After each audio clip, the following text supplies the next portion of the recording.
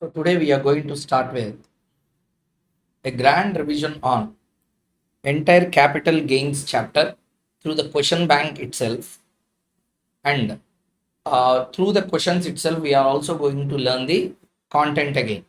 Means in the question definitely there will be a section that will be covered or multiple sections that will be covered. We are going to cover concept and questions. It's not just like scribbling throughout the question and completing that. It's not that way. We are going to complete concept and the questions.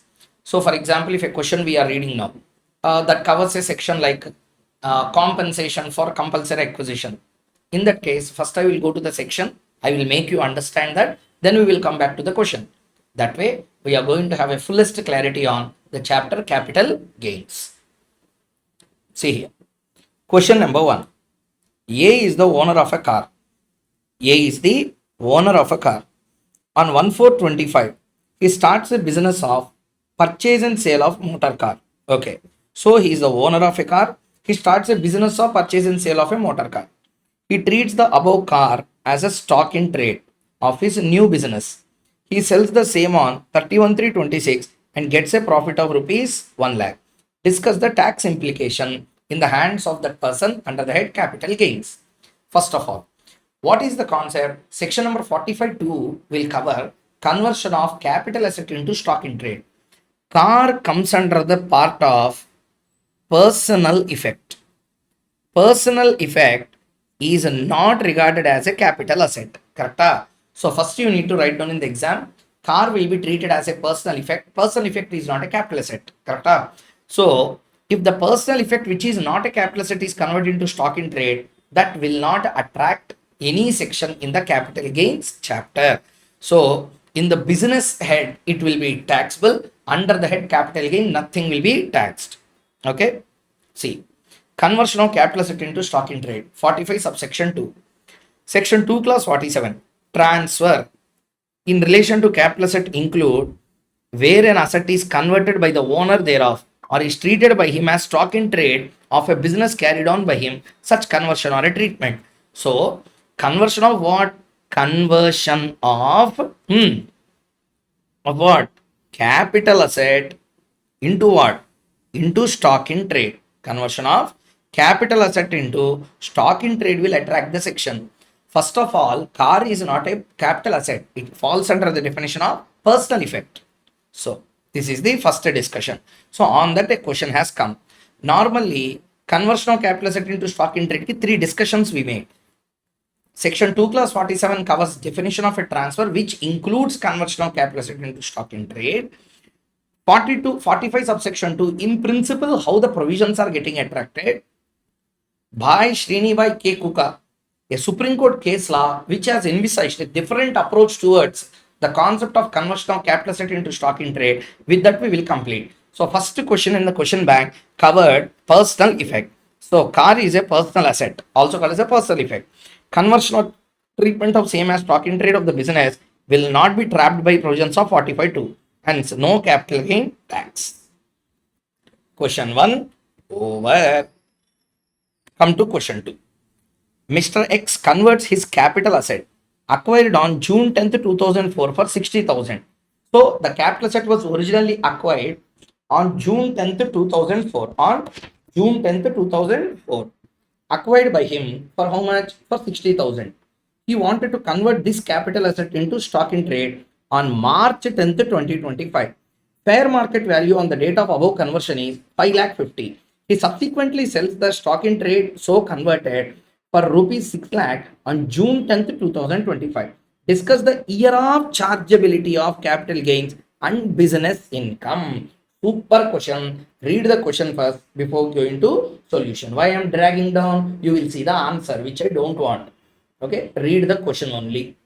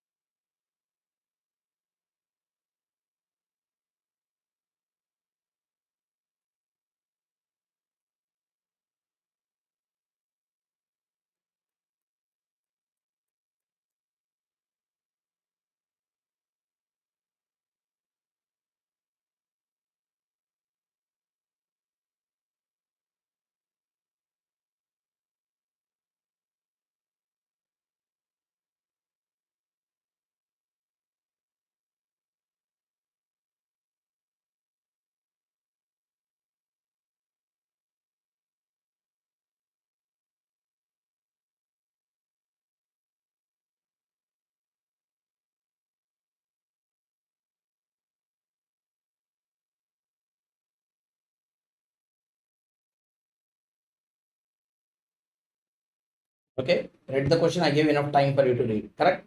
Okay. See, what is the subject matter of discussion? Let us see. X converts the capital asset which was acquired for 60,000 into stock in trade. And previously it used to be visible on the balance sheet. Now it went into the stock in trade. Now it went into stock in trade. So the nature of the asset is changing. Head day changing. Means previously it used to be a capital gain head. Now it is going into business head. Means it loses the status of capital asset. It loses the status of capital asset.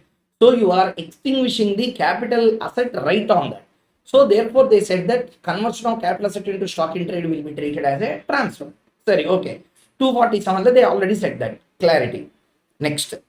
What happened? Conversion of capital asset into stock in trade. I converted. The moment I converted, what happened? Transfer happened. What happened? Transfer happened. Transfer what? Transfer from business, sorry, capital gain head to business head. Okay. Normally, as per section 45 subsection 1, charging section for the capital gains chapter, what is the logic? They said that whenever the capital asset is transferred, the year of transfer, the previous year in which you transferred will be the previous year in which we will charge for the tax. But here it won't happen. Conversion happened in which year? See, conversion happened in the year 24-25, previous year. Why? March 10th, 24-25. March 10th, 25 means what? 24-25 year conversion happened. Conversion year nothing will happen. Transfer happened in the year of conversion. Okay, but taxability will come in the year in which that stock was subsequently sold. So the fair market value on the date of conversion is 5,50,000. He subsequently sells the stock in trade so converted on June 10th, 2025. Now the capital gains tax will charge. Discuss the year of chargeability of capital gain and business income. Okay, well, so how it will be taxed? Let us see. First, our work is to read provision. Bare Act I am not going to because it's not regular class. We are doing a fast workout. Capital asset, when it is converted into stock in trade, it is a transfer. If a capital asset is converted into stock in trade, the profit or gain will be chargeable under the head capital gain. Previous year of transfer will be the previous year of conversion. But normally previous year of transfer, the capital gain charge will be there. But this is an exception. Previous year of chargeability is not previous year of conversion. It is in the previous year of sale of stock in trade because of the non-obstante clause. Notwithstanding anything contained in subsection 1. Other reason. Period of holding starts from with date of acquisition, ends with the date of conversion. Sir, why, sir? Normally, period of holding will be calculated from what date to what date? Purchase date, I mean acquisition date till the transfer date or sale date. Correct? I sold on a particular date, but I converted 1 year before itself. Correct? So I converted 1 year before, but I sold after 1 year. Then you should tax me. You should take the period of holding till the date of sale. Na? Why you are taking only till the date of conversion? Adi common sense logic, and that's the question you should ask me. Do you know what is the reason? That the date on which you converted, it changed the status of his head. From then it goes into PGBP head. Period of holding is in the capital gains chapter, not in the PGBP chapter. So the moment you convert the capital asset into stock in trade, a particular asset which is in CG head is going into PGBP head. So the moment it goes out from CG head, period of holding also will be lost. So therefore, date of acquisition till the date of conversion only you should take the period of holding. Full value of consideration will be fair market value on the date of conversion. See, listen. What we are going to tell, see, common sense let us apply. Okay. If you go by the logic, then only you will remember. Don't mug up the answers. Try to understand the logic. See, previously it is a capital asset. Now it became stock in trade. I will draw a diagram and I will show you for you to understand. Capital asset. Conversion into stock in trade.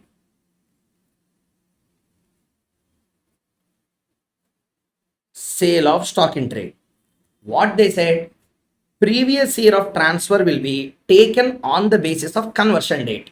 Conversion happened in 2023. I will call it 23-24 year la conversion happened.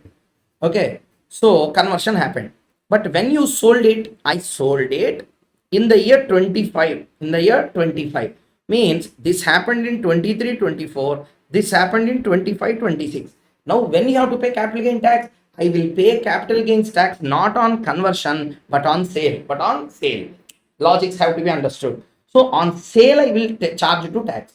Normally the year in which you transfer, in the same year you will pay capital gain tax. Correct? But there is an exception to that. 45(2) is one of the exceptions. There are four exceptions to that. In that, one of the exceptions is 45(2). So tax will not be paid on conversion. Tax will be paid on actual sale of that stock in trade. Sorry, I sold. I sold. Now listen carefully. Period of holding, don't take from this date to this date. Wrong. You should take only from this date to this date. Why, sir? I'm selling, na? I'm selling at 25-26. You should take up to 25-26, na? No. Reason is, the moment you converted, it lost the status of capital asset. Correct? When it lost the status of capital asset, how the period of holding section will apply to a stock in trade? Period of holding is applicable for a capital asset, not for the stock in trade. So therefore, period of holding should be taken from the date of acquisition till the date of conversion, not till the date of sale. Sorry, okay, understood. Next. Therefore, you are charging capital gain tax on 2025. Are also understood. Now, what is the sale consideration? It should be full value of consideration. Full value of consideration. Full value of consideration on what date? We are doing capital gains computation. So, you should take fair market value on the date of conversion. Here on the date of conversion, what is the fair market value? 5 lakh 50. Okay, but actually I sold for how much? 6 lakh. So 5 lakh 50,000 minus 60,000, that only will be chargeable to tax under the head capital gains as a LTCG. Now you will get a doubt. Sir, no, sir, he is escaping tax, sir. Okay, 6 lakh minus 60,000, 5 lakh 40. 5 lakh 50 minus 60,000, 4 lakh 90. He is escaping tax, sir. 50,000 tax he is escaping. No. Do you know what they said? 5 lakh 50 minus 60,000 will be chargeable to tax under the head capital gain. Balance will be taxable under the head PGBP. Okay, wow. So, since the capitals are converted into stock in trade during the previous year 24-25, it will be treated as a transfer during previous year 24-25. However, profits or gains will be chargeable to tax in assessment year 26-27 since it is sold. However, the fair market value on the date of such conversion, okay, fair market value on the date of such conversion is the full value of consideration for computation of capital gain. So the business income, I told you, business income is only 50,000. Okay, being the fair market value on the date of conversion, thus both taxable, both capital gains and business income would be chargeable to tax under the head in the assessment year 26-27. So capital gains, how much is taxable? 5 lakh 50 minus 60,000 is taxable under the head capital gain. 6 lakh minus 5 lakh 50, 50,000 is chargeable under the head PGBP. Over. Next question. Mr. C purchases house property for 1,06,000 on May 15, 1975. Both the following expenses are incurred by him for making addition or alteration. Cost of construction of the first floor 1982-83, 3,10,000. Cost of construction of second floor 2002-3, 7,35,000. Reconstruction of property in 2012-13, 5,50,000. Fair market value of property on 1st April 2001 is 8,50,000 and stamp duty value on the said date is 8,10,000. House property is sold by Mr. C on July 10th, 2025 for 68 lakh. Expenses incurred on transfer is rupees 50,000. Compute capital gain for the assessment year 26-27. Important question, market important, can be tested in exam.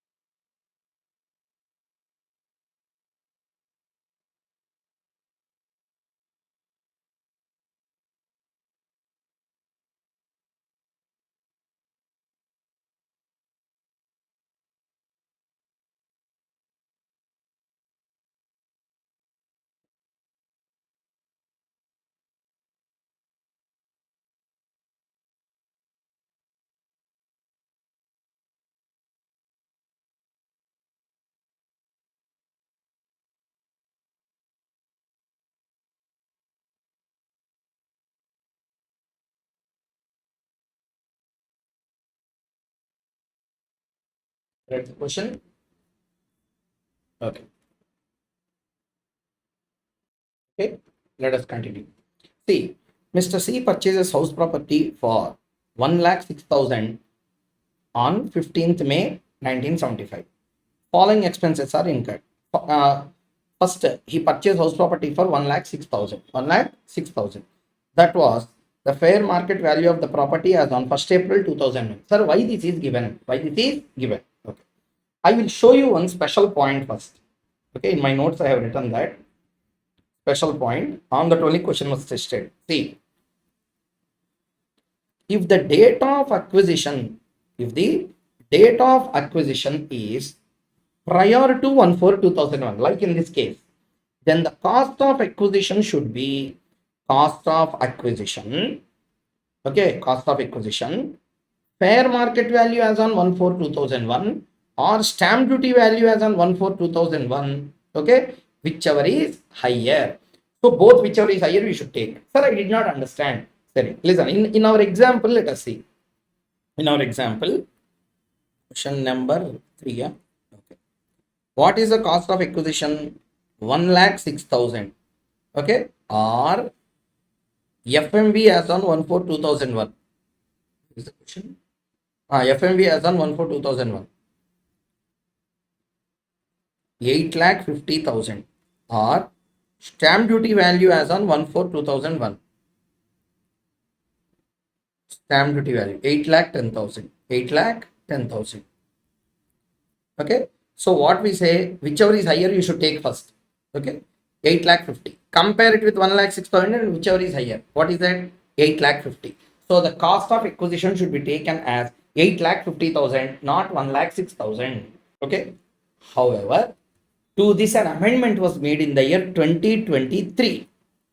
Finance Act 2023 la amendment was made to it. This is original provision once upon a time. Normally, cost of acquisition we should take.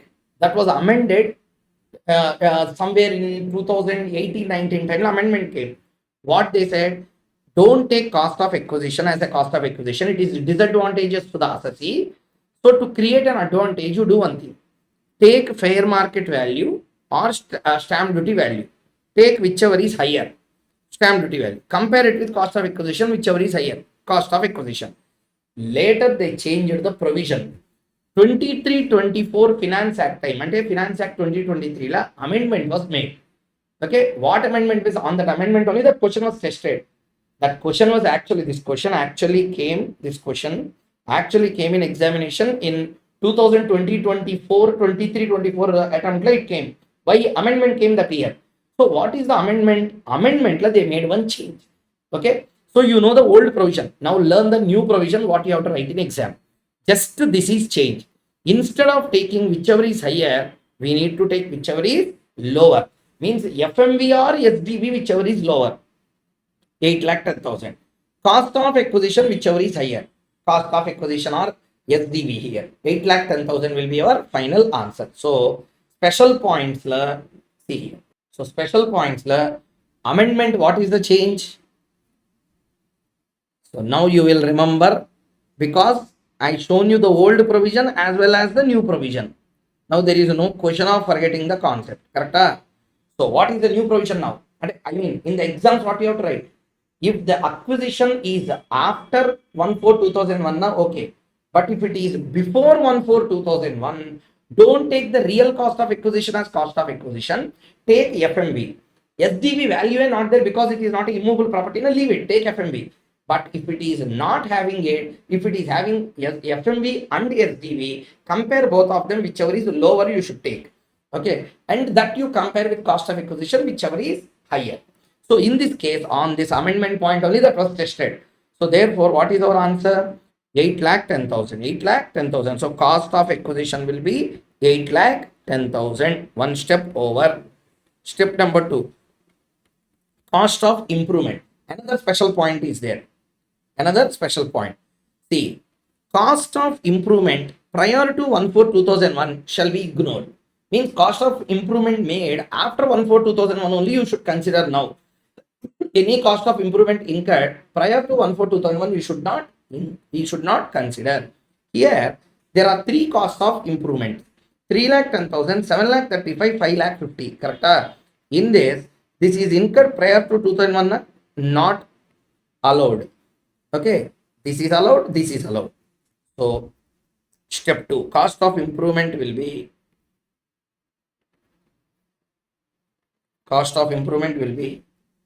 7 lakh 35,000 plus 5 lakh 50,000, 12 lakh 85,000.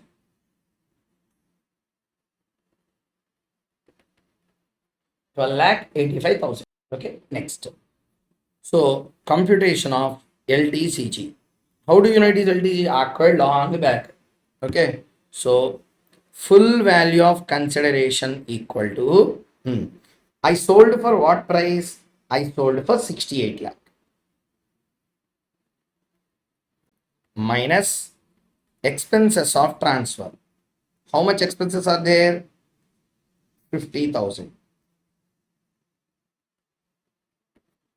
Okay, now net sale consideration will be 67 lakh 50,000. Next, minus cost of acquisition.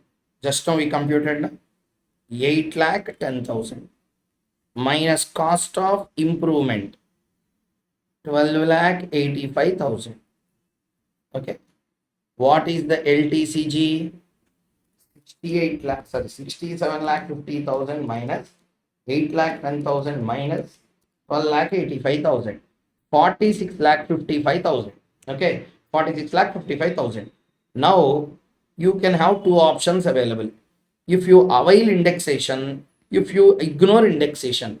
If you avail indexation, capital gains will be chargeable to tax at 20% rate.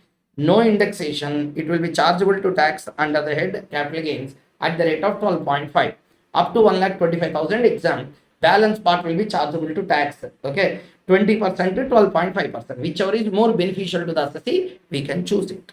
Okay, let us see the answer. Gross sale consideration 68 lakh, expenses on transfer 50,000, net sale consideration 67 lakh 50, cost of acquisition. See here. See, this is how we need to write the notes. Cost of acquisition 8 lakh 10,000. Okay, so fair market value as on April 1st, 2001. Okay, actual cost of acquisition is ignored because it is lesser than fair market value. However, it should not exceed 8 lakh 10,000 being stamp duty value. Okay, the other amendment part and long back amendment, so 5 items back, but I wanted to tell what is the amendment before. Indexed cost of improvement, cost of first floor. See here, cost of first floor nil. Why? Expenses incurred prior to April 1st, 2001 are not considered. Construction of second floor 7 lakh 35, alteration or reconstruction 5 lakh 50, cost of improvement 12 lakh 85,000. It may be noted that since assessee has transferred house property which was acquired before 23rd July, okay, acquired before 23rd July, he can opt either 20% on LTCG or 12.5% without indexation. Okay. Next question. Mrs. Harshita purchased the land at the cost of 35 lakhs in the financial year 2004-5 and held the same as her capital asset till 20th March 2025. She started her real estate business on 21st March 2025 and converted the said land into stock in trade in her business on the said date when the FMV of the land was 210 lakhs. 210 lakhs. She constructed 15 flats of equal size, quality and dimension. Cost of construction of each flat is rupees 10 lakh. Construction was completed in February 2026. She sold 10 flats at rupees 30 lakhs per flat in March 2026. The remaining 5 flats were held as a stock in trade on 31st March 2026. She invested rupees 50 lakhs in the bonds issued by Nahai on 31st March 2026 and another rupees 50 lakhs in the bonds of RECL in April 2026. Compute the amount of chargeable capital gain and business income in the hands of Mrs. Harshita arising from the above transactions from the assessment year 26-27, indicating clearly the reasons for treatment of each item. Cost inflation index and with indexation 113, 363, 376. Super duper question. Exam it will come for 8 marks. Because they are asking you the conversion of capital asset into stock in trade, capital gains, PGBP, business income. After that, section 54 EC exemption. Everything was tested in one question. 7 to 8 marks they will ask this question. Read the question properly before we go into discussion. Read the question. 2 to 3 minutes time. Feel like you are in exam hall. So final exams, how you write? In the same way you feel and read the question properly.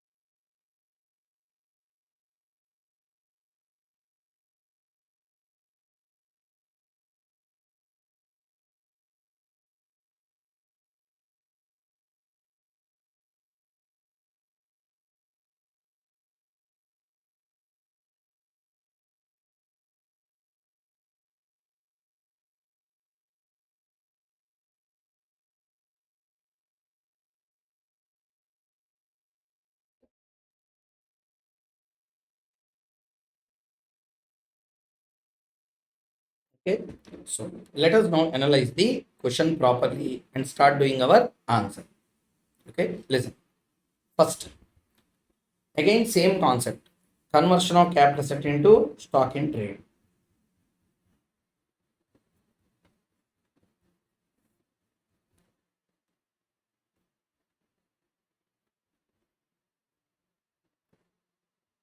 Yeah.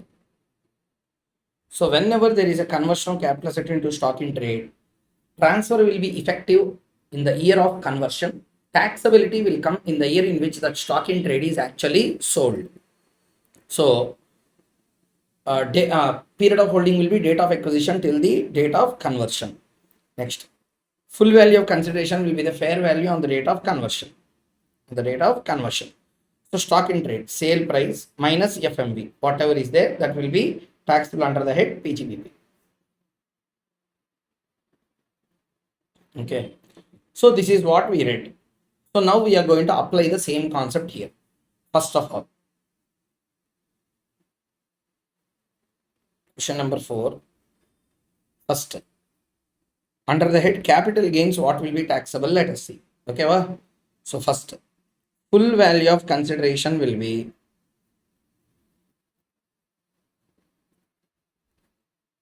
fair market value on the date of conversion.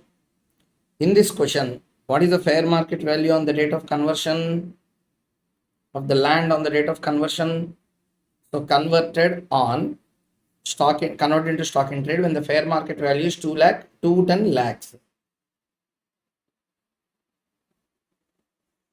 Okay, okay. Next, minus cost of acquisition. Cost of acquisition. So see the question. What is the cost of acquisition? 35 lakhs. Cost of acquisition will be 35 lakhs. Reduce. So capital gains.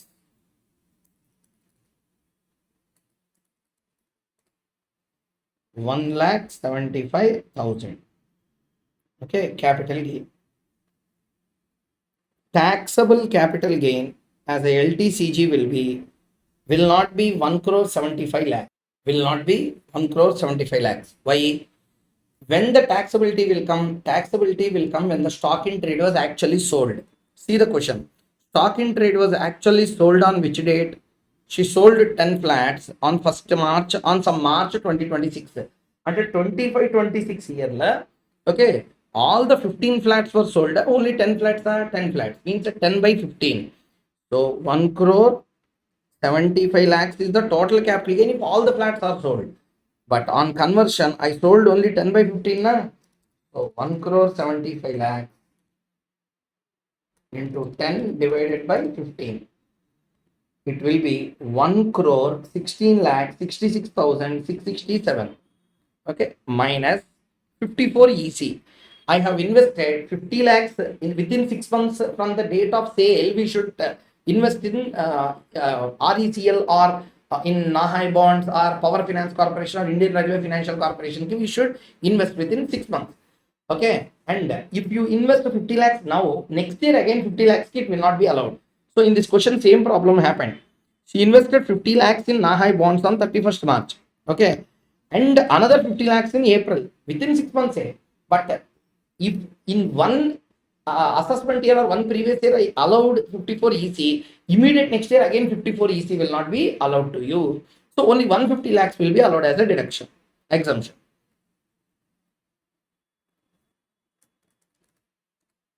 So answer is 66 lakh 66,667. So what is this 66 lakh 66,667? Taxable amount under the head capital gains. Business income. Business income. No doubt will come. Sir, each flat was sold for 30 lakhs, na sir, 300 lakhs. But you are charging only 2 lakh 10,000, na sir. Then he is escaping. No, that balance will be chargeable under the head PGBP. Okay, see. Sale value. Business income we are computing. I sold how many flats? 10 flats. 30 lakh into each flat, 10 flats into 30 lakh. 10 flats into 30 lakh. 3 crore minus fair market value of 10 flats. So 10 flats, fair market value. So totally it is 2 crore 10 lakh on the date of conversion into 10 by 15.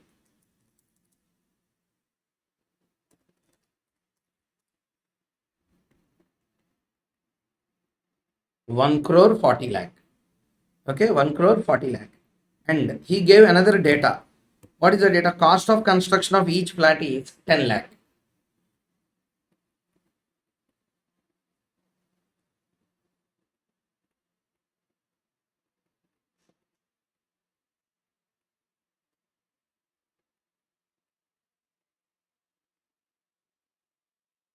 Okay, so 3 crore minus 1 lakh 40 minus 1 crore, 60 lakhs. 60 lakhs is what income? Income taxable under the head PGBP. Income taxable under the head PGBP. Okay.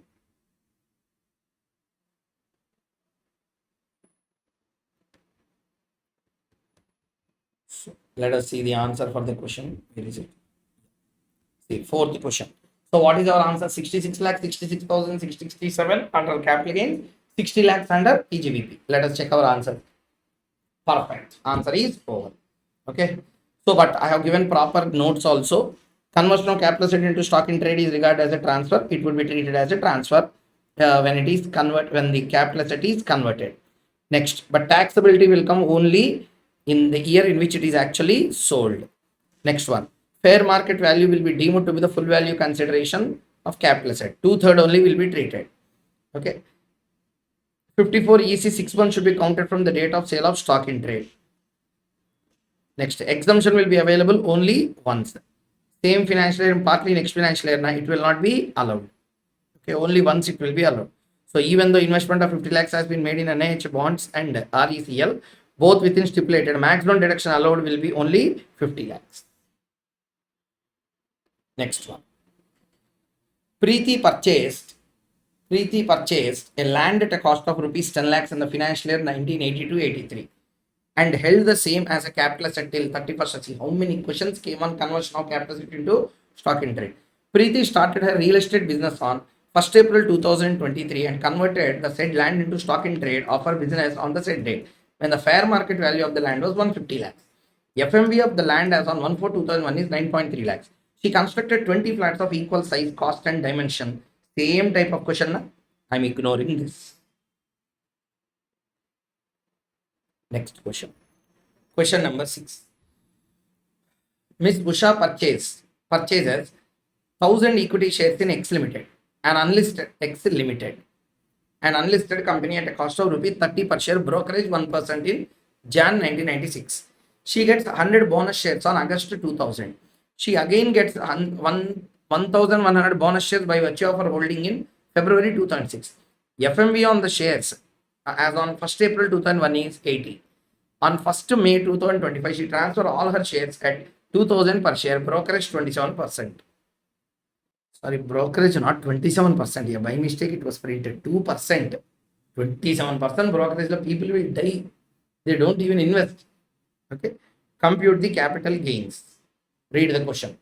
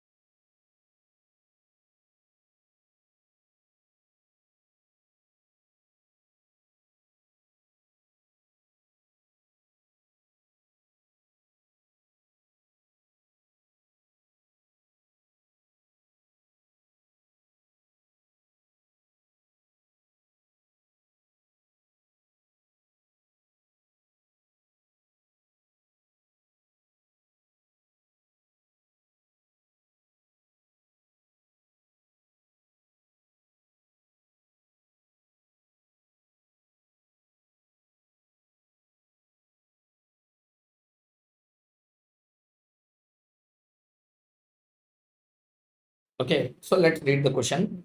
Miss Usha purchased 1000 equity shares in X Limited, an unlisted company, at a cost of rupees 30 per share in 1996.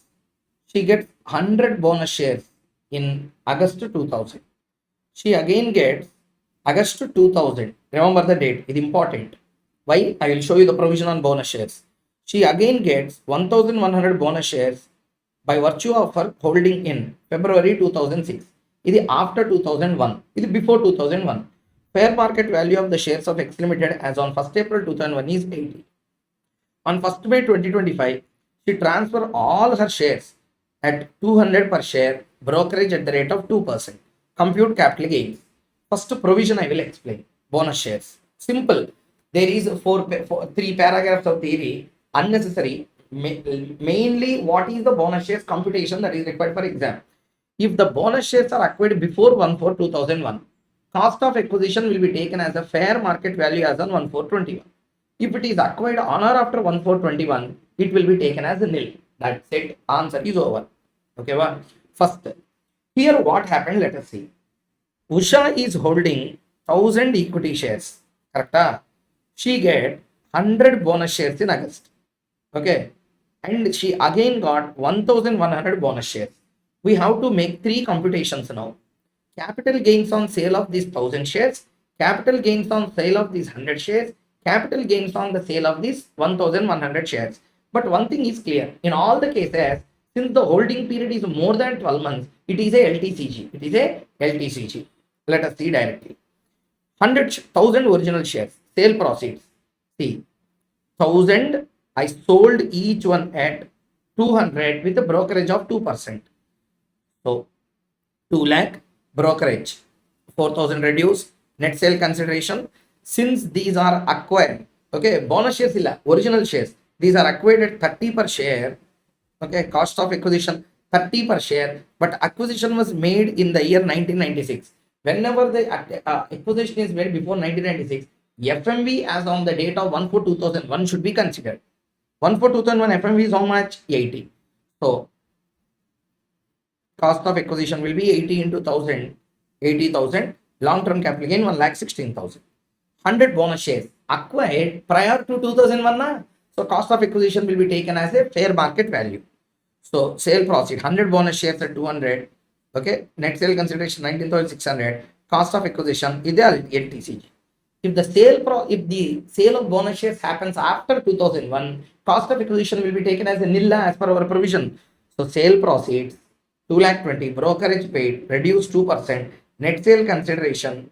Okay, net sale consideration, cost of acquisition will be taken as nil. So LTCG will be 2,15,000, 2,15,600. Okay, well, next.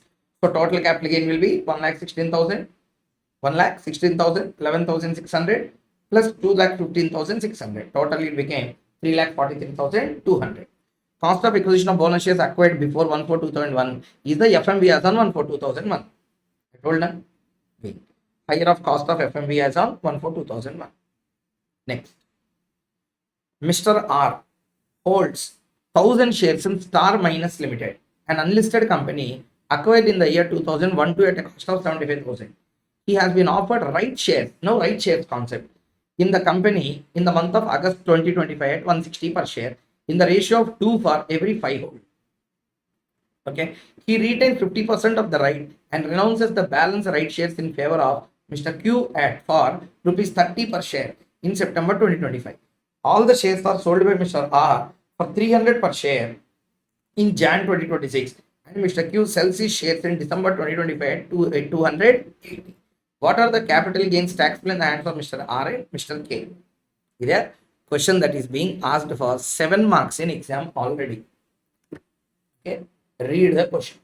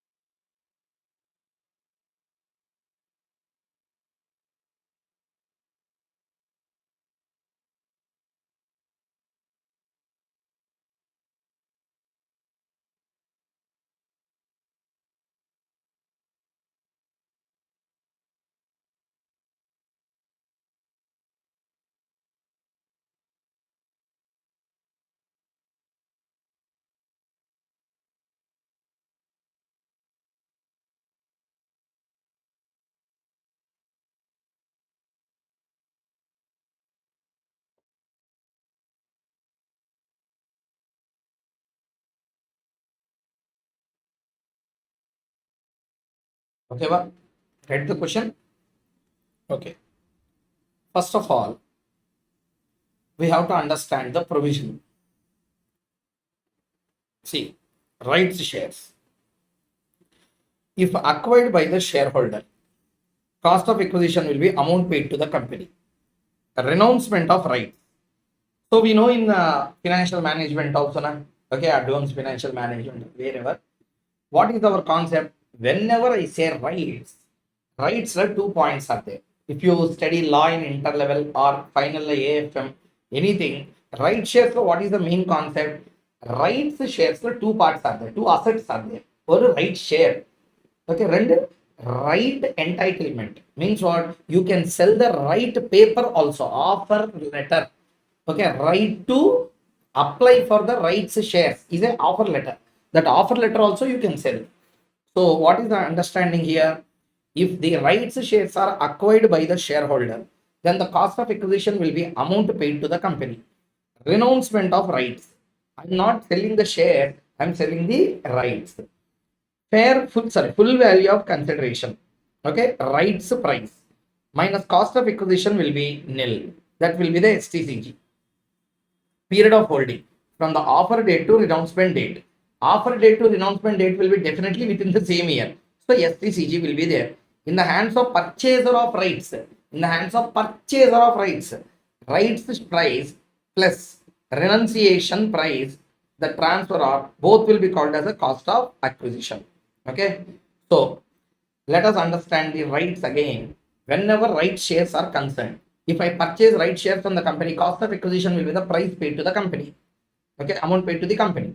If I am renouncing the rights, full value of consideration is the rights price. Cost of acquisition will be nil because you are not paying anything, and because you are a shareholder, they are giving you offer letter free of cost, which will entitle you to buy the rights shares at a cost lesser than market price. So cost of acquisition of the rights offer letter is nil. STCG will be there. Period of holding will be offer date to announcement date. In the hands of purchaser of rights. So you are renouncing. Some other person is purchasing the rights. So cost of acquisition will be the rights price plus renunciation price. Okay. Paid to the transfer. Both will be taken. Now let us see the question. So question we read. Now we read the provision also. Mr. R holds 1000 shares of Star Miners unlisted company acquired in the year 2001 at a cost of 75,000. Okay. So 1000 shares he purchased at 75,000. He has been offered right shares in the month of August at 160. 160 is what? Rights share. Okay. In the ratio of 2 for every 5 held. So 2:5. Next. He retains 50% of the right. 50% of the right. 1000 shares. Now how many shares? 500 shares he exercised and renounces the balance. 500 shares rights he sold for 30 per each share. Okay, all the shares are sold for 300 per share in Jan 2006. Okay, first let us talk about Mr. R. Computation of capital gain in the hands of Mr. R. 1000 original shares, sale proceeds. Each one he sold at 300. Cost of acquisition 75,000. LTCG. 200 rights shares. 200 rights shares. Okay. See, 1000 shares are there now. 2:5 are the issue. Correct? So 1000 into 2 divided by 5. How many? 400. 400 shares. 50% means how much? 200 shares. So sale proceeds. 200 shares at 300 rupees, 60,000. Cost of acquisition will be how much? Cost of acquisition.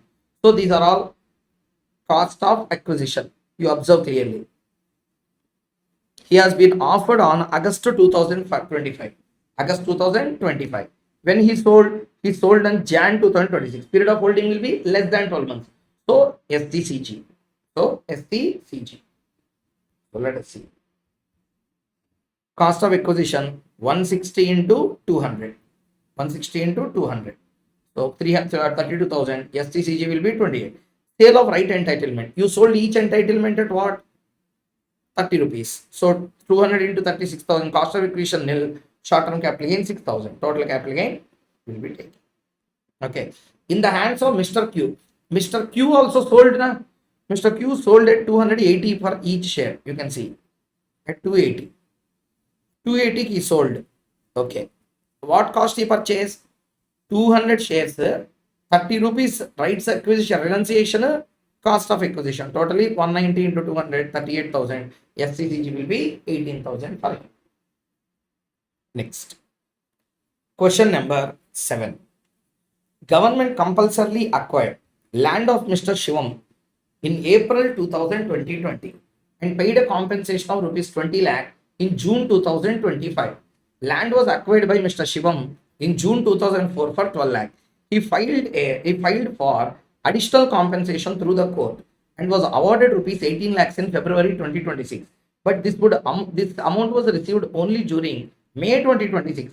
Compute the taxable capital gain from the above transaction, indicating the relevant assessment year. And in which assessment year tax will come? At a compensation received or compensation awarded or compulsory acquisition era, which year? Next, expenses in connection with compulsory acquisition is 30,000, and for obtaining enhancement of compensation was rupees 1 lakh. Okay, this is what they ask in the question. Read the question first. I will go into provision later.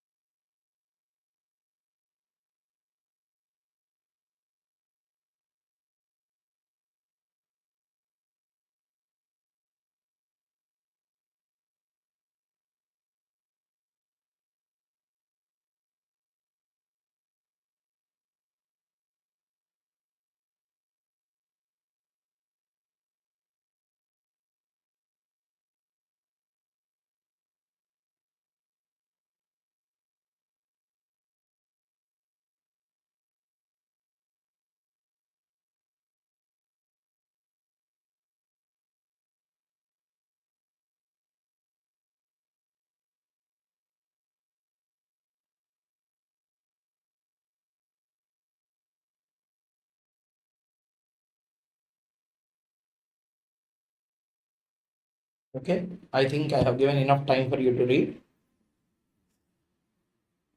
So this question is tested on section number 45, subsection 5, compensation on compulsory acquisition of a capital asset. Okay, generally the capital asset will be the land.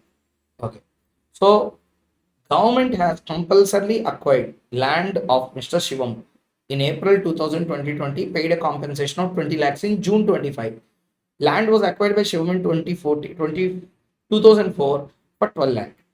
He filed for additional compensation and was awarded with 18 lakhs in February 26. But this amount was received in May 2026. So February 26 means 25-26 year ki court has announced compensation but received in 26-27 year. Compute the taxable capital gain. So first we need to know the provision. After that we can comment on the taxability. See, the Bayer Act. This is not the time to read the Bayer Act. We will read directly my analysis. So first one, there are 2 points in this section. Tax implications upon receipt of compensation, tax implication upon receipt of enhanced compensation. Okay, tax treatment on compensation awarded through interim order. Anyway, that they are not asking. So let us first understand A and B. Okay, first 247 first whether compensation on compulsory acquisition or compulsory acquisition of asset will result in a transfer or not. Answer is yes. So section 2 clause 47 says transfer in relation to capital asset includes compulsory acquisition under any law. Okay. In this particular section, if I use CA, it's not chartered accountant, it's compulsory acquisition, shortcut. So compulsory acquisition is a transfer under section 2 clause 47, so clause number 3. Date of transfer will be the date of compulsory acquisition. Date of transfer will be the date of compulsory acquisition. Previous year of transfer will be the previous year in which compulsory acquisition is made. But tax, when we will pay, tax is not paid on compulsory acquisition. Tax will be paid on in the previous year in which you received the first receipt of compensation. So the year in which you received the compensation for the first time, in that year, entire capital gain will be charged to tax. So again, I am repeating. Date of transfer will be the date of compulsory acquisition, because the moment compulsory acquisition is made, asset is no more in your hands. Whether money is received or not, transfer happened. Okay. So previous year of transfer will be the previous year of compulsory acquisition. Normally, under section 45(1) of Income Tax Act, charging section of capital gains, what it say? Previous year of chargeability will be the previous year of transfer. But this is an exception to that. So previous year of chargeability is not the previous year of transfer. It is the previous year in which he made the first receipt of compensation. So what is the full value of consideration? Compensation fixed by the land acquisition officer. Okay, not the receipt amount. Receipt amount we don't want. Compensation fixed by them, by the government. Period of holding, date of acquisition, date of compulsory acquisition, date of consideration. Period of holding starts from the date of acquisition, ends with date of compulsory acquisition. That's it. So since a transfer is effected, after that nothing is relevant, no relevance. Next, 45 subsection 5 clause B. Assessee aggrieved means hurt with the quantum of compensation given by the government. He can make an appeal to the court or a tribunal for what? Enhancing the compensation. Land acquisition officer can ask for an additional compensation, and the assessee or his legal heir will be receiving the additional compensation. So on additional compensation, capital gain needs to be computed. Previous year of chargeability will be the previous year of receipt of additional compensation. Full value of consideration will be additional consideration, this compensation received. Cost of acquisition plus cost of improvement will be taken as nil. Interim order, anyway, expenses of transfer deduction is allowed. Okay, this we don't read now because that was not in the question. So what is our question totally all about? Whenever compulsory acquisition is made, what is the summary of our discussion? First point number 1, compulsory acquisition of a capital asset by the government will be treated as a transfer under section 2 clause 47 of clause number 3. Compulsory acquisition will be treated as a transfer under 247(3). Number 3, date of transfer will be the date of compulsory acquisition. Previous year of transfer will be the previous year of compulsory acquisition. Previous year of chargeability will be the previous year of first receipt of compensation. So even if the compensation is received in 3 parts, entire tax will be done in the year in which the first receipt is being made. Okay, over. This is about the first compensation.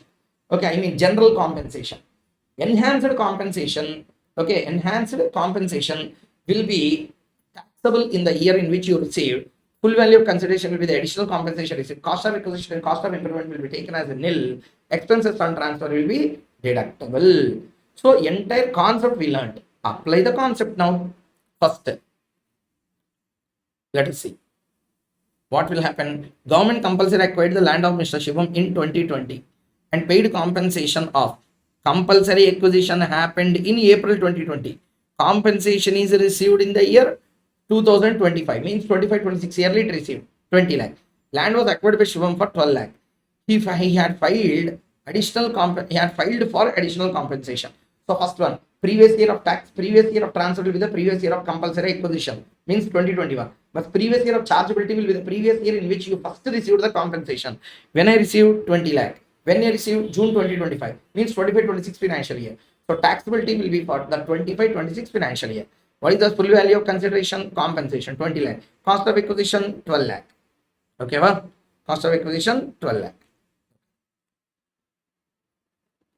Next one, expenses in connection with compulsory acquisition 30,000. That will be deductible. So full value of consideration 20 lakh, expenses 30,000, indexed cost of acquisition. So we are taking indexation. Cost of acquisition is how much? 12 lakh. Okay, 12 lakh into CII in the year of transfer. Year of transfer. Which year the transfer happened? Transfer. CII in the year of transfer. So we have to take the CII for the year of transfer. 301. CII in the year in which it was acquired by him. At that time, 113. That's it. So 12 lakh into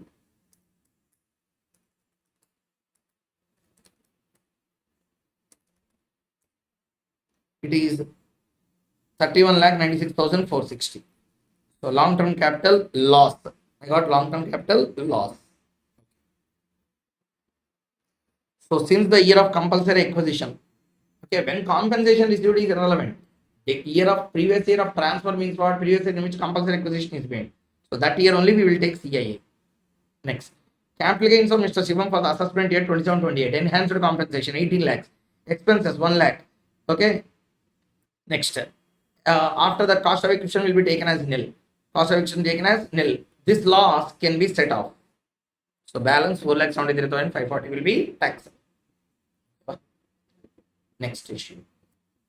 Let us read the next one. In which of the following situations capital gain tax does not arise? Mr. A purchased gold in 1970 for 25,000. In previous year 25-26, he gifted it to his son at the time of marriage. FMB of the gold on the date of gift was 1 lakh. A house property is purchased by HF in 1945 for 20,000. It is given to one of his family members in the previous year 25-26 at the time of partition of family. FMB is 12 lakh. Mr. B purchased 50 convertible debentures for 40,000 in 1995, which are converted into 50 shares worth 85,000 in November 2025 by the company. Read the question first.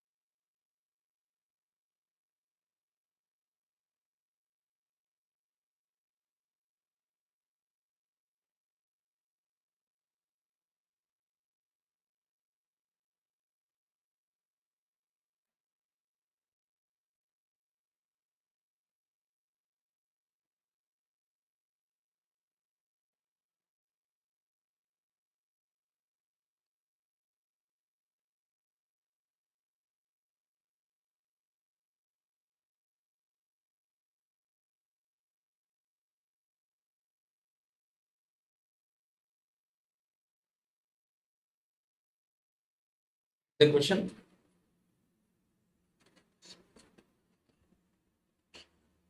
Okay, read the question. Now see here.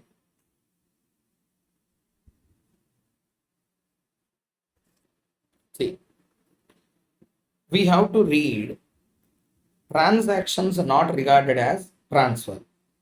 Transactions not regarded as a transfer.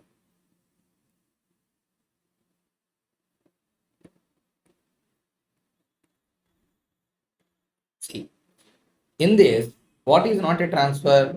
Transfer in relation to a capital asset includes, they have given a and it does not include what?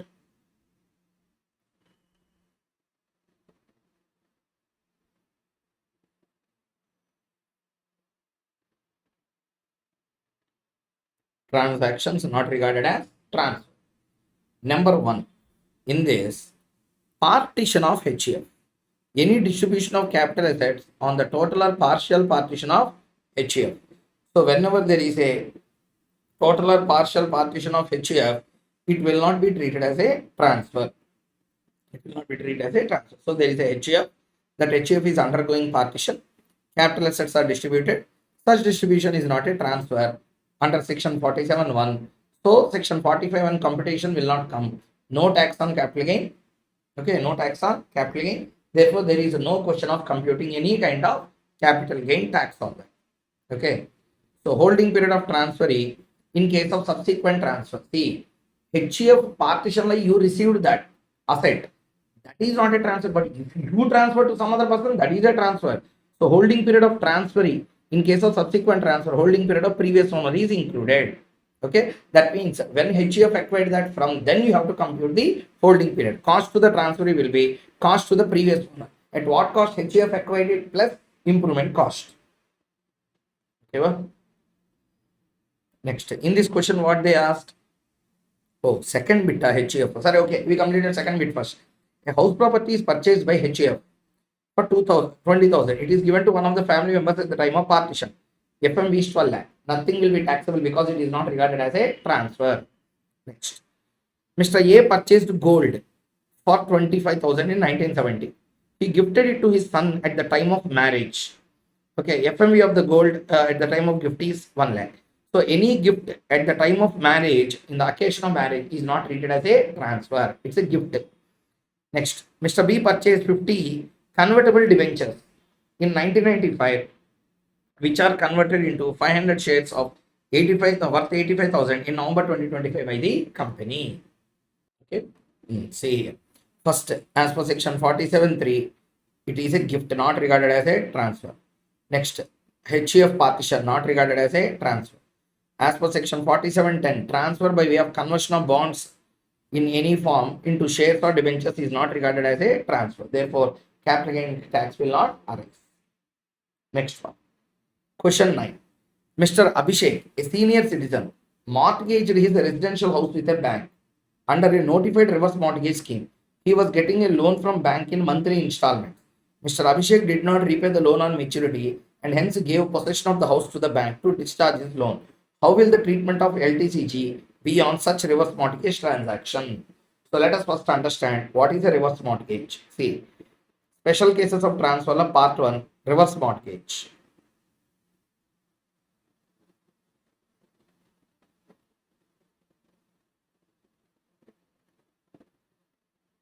First, I will explain you normal mortgage and then reverse mortgage. Okay, what concept?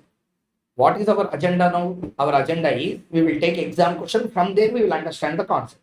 So, best way of learning at the time of exam. So, concept of normal mortgage. What is the mortgage?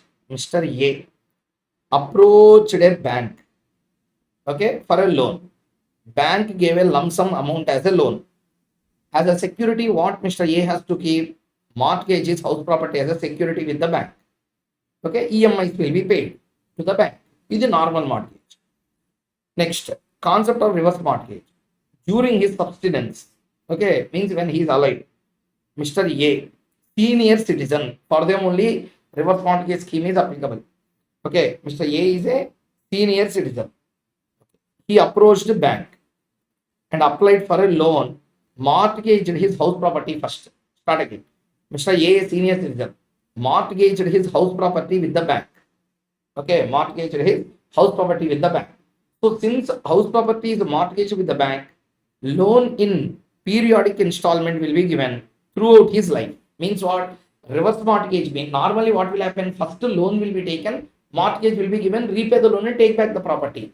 But reverse mortgage law, what will happen? First you will mortgage property with the bank. For example, you mortgage 50 lakh worth property. Every month of 50 lakhs they will convert into EMI and they will tell that every month we will pay you 30,000. throughout his life. Upon death, okay, bank sells the house property to a buyer. Buyer will pay consideration. Okay, buyer will pay consideration. That consideration will be appropriated towards loan and outstanding interest. Loan and outstanding interest. And balance left out is given to the legal aids. The exempted transfer. Section 47, clause number 16 says reverse mortgage is not a transfer. CG computation comes only if the bank sells the property. Bank sells the property. Bank is selling the property in the given question. No. How will the treatment on this reverse mortgage transaction? That's why what they said, he was getting loan from a bank in monthly installment. Mr. Abhishek did not repay the loan and hence gave the possession of the house to the bank. How will the treatment of LTCG will be given? Okay. This is the main reverse mortgage. Now listen carefully. Periodical sum is received by the senior citizen that is not taxable, exempt under section 10 clause 43. And what is the point here? Reverse mortgage ki when you transfer this house property to bank, that is not a transfer. And money is received in a periodic installment law. That is also exempt under section 10 clause 43. RM Arunachalam Supreme Court case law. X mortgaged his house property, okay, to Y. Y gave loan. Later Mr. X died. Son repay loan and outstanding interest, and son inherits the property. Then they released the mortgage. Later on, son sells the property to buyer. Buyer paid consideration. That will be treated as a transfer. Capital gain computation, capital gain tax will be there. Cost of acquisition will be cost of acquisition to the previous owner plus the loan paid plus outstanding interest paid. Okay. So let us see this particular question now. So what happened, Mr. Abhishek, a senior citizen, mortgaged his residential house with a bank under a notified mortgage scheme. He was getting a loan from a bank in monthly installment. He did not repay. So what is the point here? Section 47:16 provides the transfer of capital asset in mortgage scheme shall not be regarded as transfer. Okay, 1 point over. Accordingly, mortgaging residential house by Mr. Abhishek will not be regarded as a transfer. 1043 provides that amount received by the senior citizen as a loan, either lump sum or installment, would be exempt. Therefore, monthly installment received by Abhishek would not be taxable. So, first point, he mortgaged his residential house under notified reverse mortgage scheme. He was getting loan. He did not repay. So, what he said, you take it and you pay me a monthly installment. That is called as a reverse mortgage. Any amount received is not taxable. Next. Explain with reasons whether following statements are true or false. Alienation of residential house in a transaction of reverse mortgage under scheme made and notified is treated as a transfer for the purpose of capital gains. Okay, is it true? Alienation means giving away the property under reverse mortgage scheme is a transfer. No, 47:16 says it is not a transfer. So statement made is false. Treated as a transfer. No, reverse mortgage is not treated as a transfer. Zero coupon bonds of eligible corporation held for 14 months will be long-term capital assets. Yes, 12 months now we will take true. Next, zero coupon bonds means bond on which no payment and benefits are received or receivable before maturity or redemption. Yes, no interest will be paid. Next.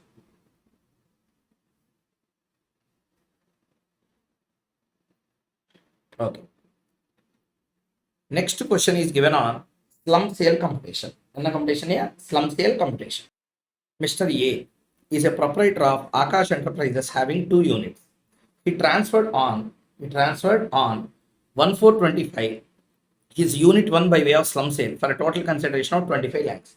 Fair market value of unit on 1/4/25 is 30 lakh. Unit 1 was started in the year 2006 and the expenses incurred in the transfer 28,000. His balance sheet is as follows. Revaluation reserve is created by revising upward the value of building of unit 1. No individual value of asset is considered in the transfer deed. Other assets of unit 1 include patents acquired on 1/7/23 for 50,000 on which no depreciation has been charged. Value of machinery represents WDV as per Income Tax Act. Compute capital gain for the assessment year 2000, assessment year 26-27. This is the question first. What is the point? First, we need to understand the provision. Okay, which provision? First, we need to go into the concept of slump sale.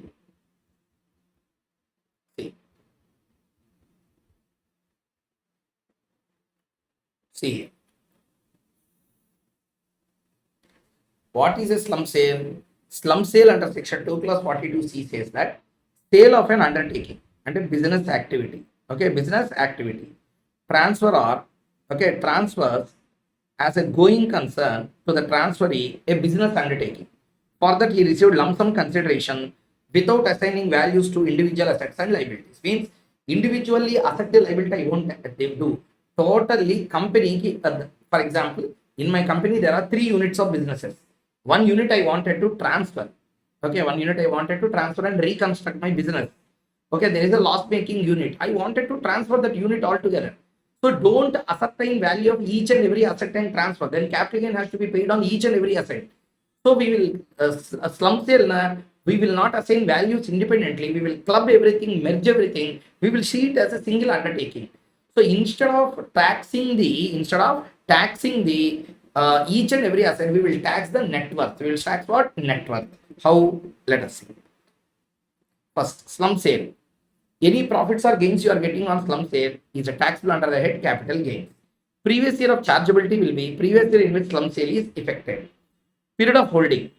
Okay, period of holding. Each and every asset ki period of holding we can calculate. But slum sale there are different assets. Now, how period of holding will be taken? Period of holding of the undertaking. And when you started that undertaking, from the date on which slum sale is made, that period of holding we will take, not individual assets.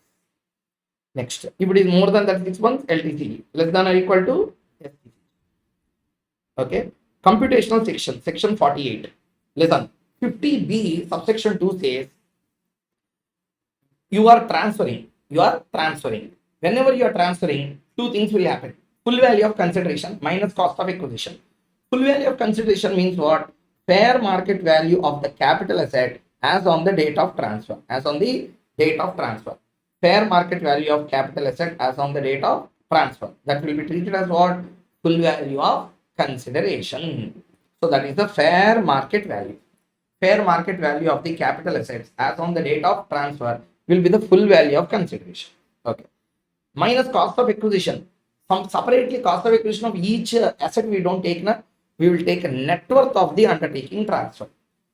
Okay, net worth of the undertaking. What is net worth? Total of all the assets minus total of all the liabilities. When I say total of all the assets, okay, total of all the assets, consider value taken in the books of accounts, not revaluation. Liabilities like exclude contingent liability.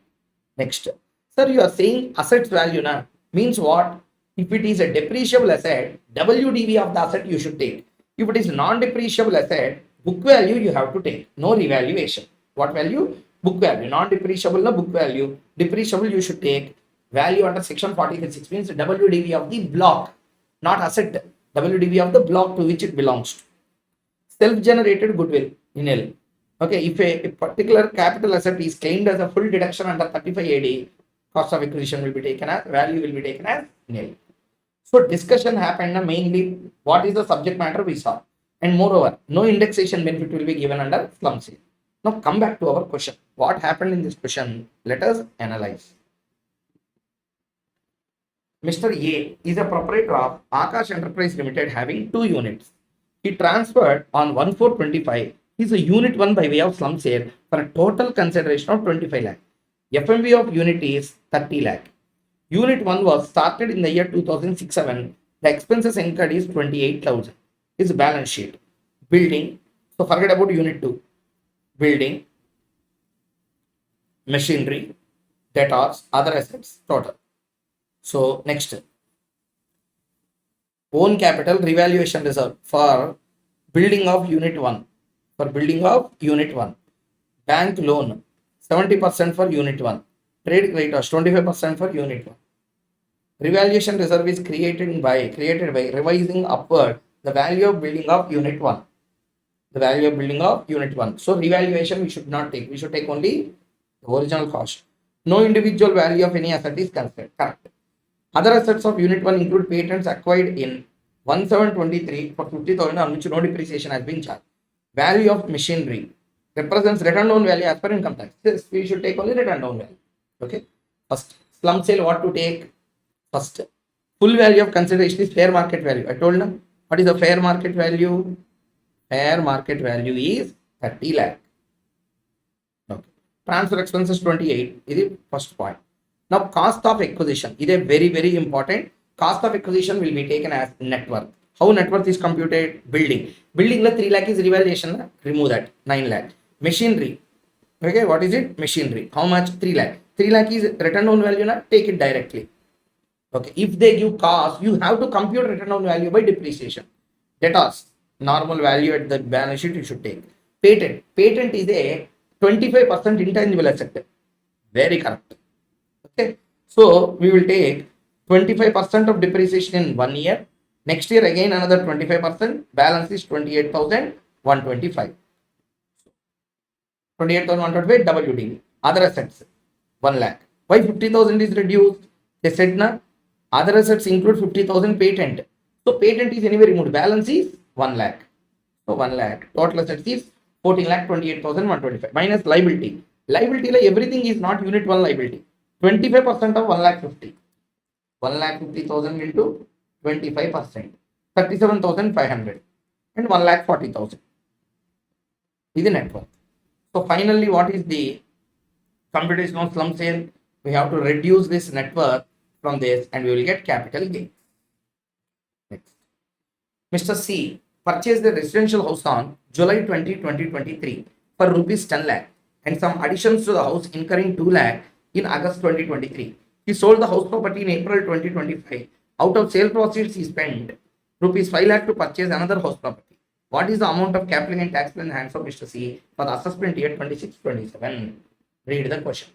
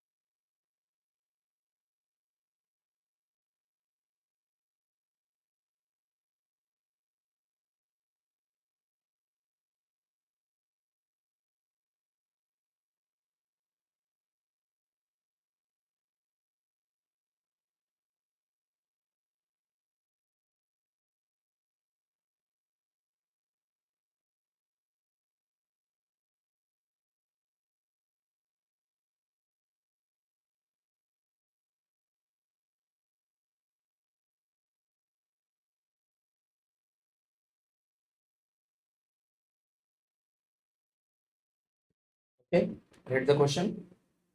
Okay, see, Mr. C has purchased residential house property on July 20, 2023 for 10 lakh and made some additions worth 2 lakh in August 2023. He sold the house property on April 2025 for 20 lakh. Out of the sale proceeds, he spent 5 lakh for purchase of another house property. In September 2024, compute the capital gains. So now what is the point here? You sold the house property on April 25 and 25-26 year taxability will come. Cost of first full value of consideration 20 lakh minus cost of acquisition 10 lakh minus cost of improvement. Okay, so 2 lakh. So totally how many lakhs? 12 lakhs is over now, 8 lakhs. Okay, 8 lakhs is the capital gain minus 54 section of 5 lakh will be reduced. Like this, you should not do. Reason shall I tell you? Period of holding is less than 24 months. It is a STCG. 54 section deduction exemptions are available only if it is long term in nature. That's it. Cannot claim. Next. Mr. Mithun had purchased 100 equity shares of Messrs. Good Money Company Limited on 1/4/2007 at the rate of rupees 1000 per share in public issue of company by paying STT. Company allotted bonus shares in the ratio of 1:1 on 1/12/24. He has also received dividend of rupees 10 per share on 1/5/25. He sold all the shares on 1/10/25 at the rate of 4000 per share through a recognized stock exchange and paid a brokerage of 1%, STT of 0.02%. Compute his total income and tax liability for the assessment at 26-27 if Mithun pays tax under default regime, assuming that he is having other income of rupees 8 lakh. FMB of the shares of Good Money Company Limited on 31/1/2018 is 2000. Okay. You have to first understand the concept. Later we will go into discussion. Read the question first. I am giving you 2 to 3 minutes time. Read the question properly. When I am giving time, please don't just forward the video. It is for your sake. Read the question first. Have clarity. And what are all the sections that are lifted? You should first know. 2 minutes time. Read the question.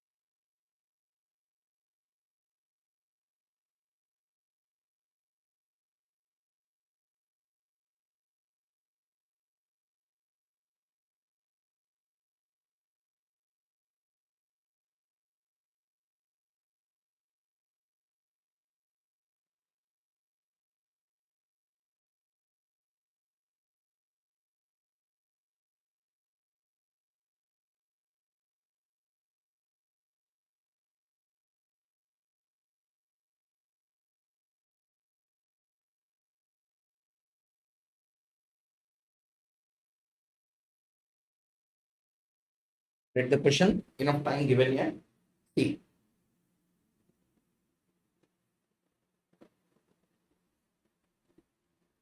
Firstly, what are all the sections that are being affected because of this? Let us understand first. Okay. See. I have to show you one provision before moving on to the answer. See the screen.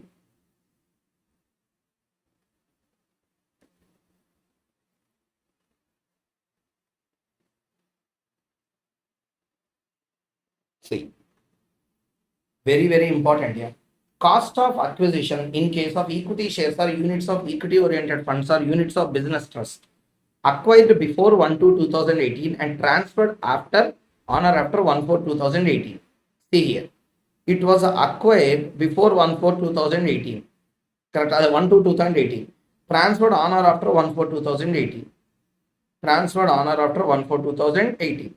So this got attracted. Then cost of acquisition of specified asset or qualifying amount, whichever is higher, that you need to take. So cost of acquisition will be what? Cost of acquisition of that asset, whether it is a equity share, whether it is a equity oriented fund or units of business, just whatever listed stock is there, that one. Or qualifying amount, whichever is higher. What is qualifying amount? FMV as on 31/1 2018. 31/1 2018. 1 day before. Okay, or sale or full value of consideration, whichever is lower. Okay, FMV as on 31/1 2018. Situations. Units listed, including shares, on recognized stock exchange, FMV should be highest price quoted on 31/1 2018. Units not listed on RSC as on the date. Okay, if it is units, not shares, FMV means NAV as on the date. If it is shares, shares are unlisted both on 31/1 2018 and date of transfer, then FMV calculated as per Rule 11 UA. Or else shares are unlisted as on 31/1 2018 but are listed on date of transfer, then cost of acquisition you need to take into CAA in the year 2017-18, which is 272, divided by CAA for the year in which it was first held, or year 1-2, whichever is later. Sir, I did not understand. So you have to read this chart first. Okay, this chart will give you a lot of conceptual knowledge. Read this chart. What is the point? Cost of acquisition on equity shares or units of equity oriented fund or units of business trust acquired before 1/2/2018 and transferred after on or after 1/4/2018. Then cost of acquisition will be what? Actual cost of acquisition or qualifying amount, whichever is higher. What is qualifying amount? FMV as on 31/1/2018 or full value of consideration, whichever is lower. Okay, FMV means how to compute? If the shares or units are listed on a recognized stock exchange as on 31/1/2018, means on when you are acquiring it, okay, at that time itself they are listed, then highest price quoted on 31/1/2018 should be taken as cost of acquisition.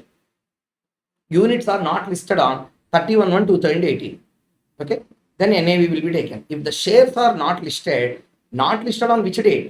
Not listed both on 31/1/2018 and also on the date of transfer, then if it is unlisted, calculate the FMV as per Rule 11 UA.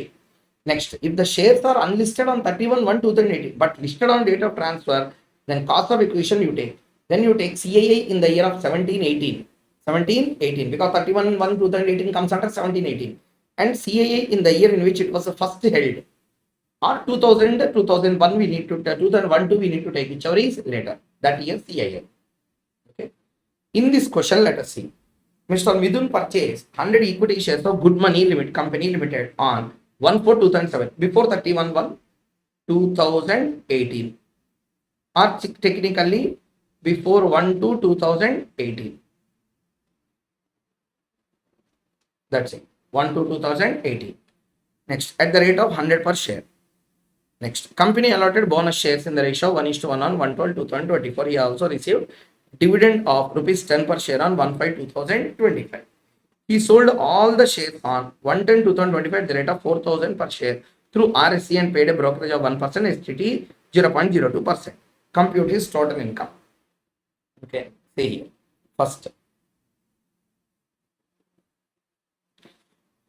cost of acquisition of equity shares acquired before 1/2/2018 is higher, or cost of acquisition actual we need to take, or okay, or qualifying amount, whichever is lower. Qualifying amount whichever is lower. So what is the qualifying amount? Fair market value. Fair market value as on that date. See here what I have written. Fair market value or full value of consideration, whichever is lower. So what is the fair market value? 2,000. Full value of consideration 4,000, whichever is lower, 2,000. So security transaction tax is not allowed as a deduction. So see here. First, long-term capital gain on sale of ordinary shares, original shares. So how many shares? 1,000 per share he purchased 100. So at what price he sold? He sold all the shares for 4,000. So 100 into 4,000, 4 lakh. Brokerage is deductible expense. Net sale consideration 3,96,000. Cost of acquisition. What is the cost of acquisition of the share? Since it is acquired before 1/2/2018 and transferred after acquired before 1/2/2018 and transferred after 1/4/2018. Correct? So in that case, Then the cost of acquisition will be full fair market value, actual sale consideration, or the qualifying amount, actual cost of acquisition or qualifying amount whichever is higher. What is qualifying amount? FMV or FEOC? So we have computed that 2000 is our answer. 2 lakh. Next one. Bonus shares. Bonus shares the 1 is to 1 like received means 100 100 I will receive. Okay. So 100 100 means 100 into 4000 4 lakh. Brokerage 4000 3 lakh 96. Cost of acquisition, since the such shares are allotted after 1/4/2021, cost of acquisition of bonus shares will be taken as nil. Okay. Since bonus shares are held for less than 1 year, because bonus shares are issued on 1/4/24, 1/10/25 I sold STCG on bonus shares 3,96,000. Next, income from other sources. Dividend 200 shares into 10 per share 2,000. Other income is 8 lakh. So total income is 13,94,000. In this 13,94,000, in this 13,94,000, 1,96,000, 3,96,000, two incomes are there. In that STCG 111A, tax at the rate of 20%. So 3,96,000 into 20%, 79,200. LTCG under 112A. Okay, LTCG under 112A. LTCG is not taxable up to 1,25,000. So 1,96,000 minus 1,25,000, 71,000 only comes for taxability. 71,000. So into 12.5%. 8,875. Perfect. So other income will be taxed at normal slab. Next one. Mr. A is an individual carrying on business. His stock and machinery were damaged and destroyed in a fire accident. The value of stock lost and totally damaged was 6,50,000. Certain portion of machinery could be salvaged. Opening balance of the block 1425 WDV as on 31/3/25 after providing depreciation was 10,80,000. During the process of safeguarding machinery and are in firefighting operations, Mr. A lost his gold chain and a diamond ring which he has purchased in April 2004 for rupees 1,20,000. The market value of these two items as on the date of fire accident were 1,80,000. A received the following amounts from insurance company: towards loss of stock 4,80,000, damage to machinery 6 lakh, towards gold chain and diamond ring he received 1,80,000. You are required to briefly comment on the tax treatment of the above three terms. Okay, above three terms under the provisions of income tax. Read the point. We will read about destruction of capital asset. See, every question we are learning concepts. So we are not reading questions for joke's sake. Every question will lead to a new conclusion for us.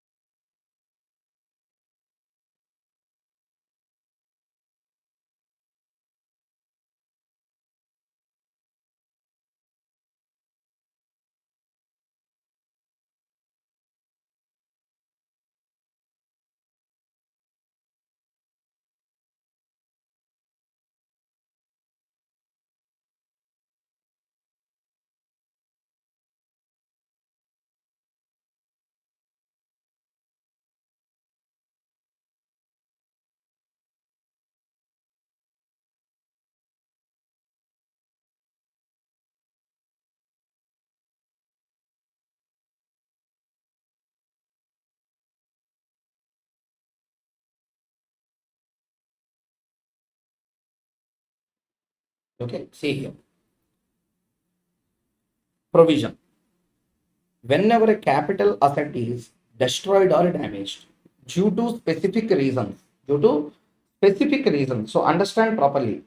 Capital asset should be destroyed or damaged due to specific reasons, and that capital asset is a insured capital asset.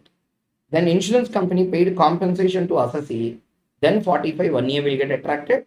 Computation of capital gain under 48 will come into picture. Capital gain computation will be made. Previous year of transfer is the previous year of destruction, because that year only asset is extinguished. So year in which it is extinguished, treated as a transfer. Previous year of chargeability will be not the destruction year when you receive the compensation. So full value of consideration will be money and any fair market value of assets received as a compensation. Specific reasons I said na, enna reason? Flood, typhoon, hurricane, cyclone, earthquake, any other convention of nature, riots, civil disturbances, accidental fire and explosion, action by enemy. Okay, whether with or without declaration of a war. Okay, that is irrelevant. So these are all the factors, either natural calamities or any kind of riots or civil disturbances like bunds, Hartal's times it was done, or accidental fire or explosion of anything happened. Okay, period of holding, date of acquisition till the date of destruction will be the period of holding. Taxability will come in the year of compensation. Next, computation. Capital asset is destroyed. Can be of two types: depreciable, non-depreciable. If it is depreciable, okay, computation, capital asset destroyed is a depreciable asset. Computation as per section 32 read with 43.6 adjusted to the block and STCG is calculated. STCG is calculated. So if the capital asset destroyed is a depreciable asset, okay, directly you will make computation under section 32 read with section 43.6. I will tell you, if I tell like this, you may not understand. I will show you an example. So non-depreciable asset computed under section 48 in normal fashion. Comply with 45 1A. 45 1A means if the capital asset that is destroyed is a non-depreciable asset, then 45 1A will come into picture.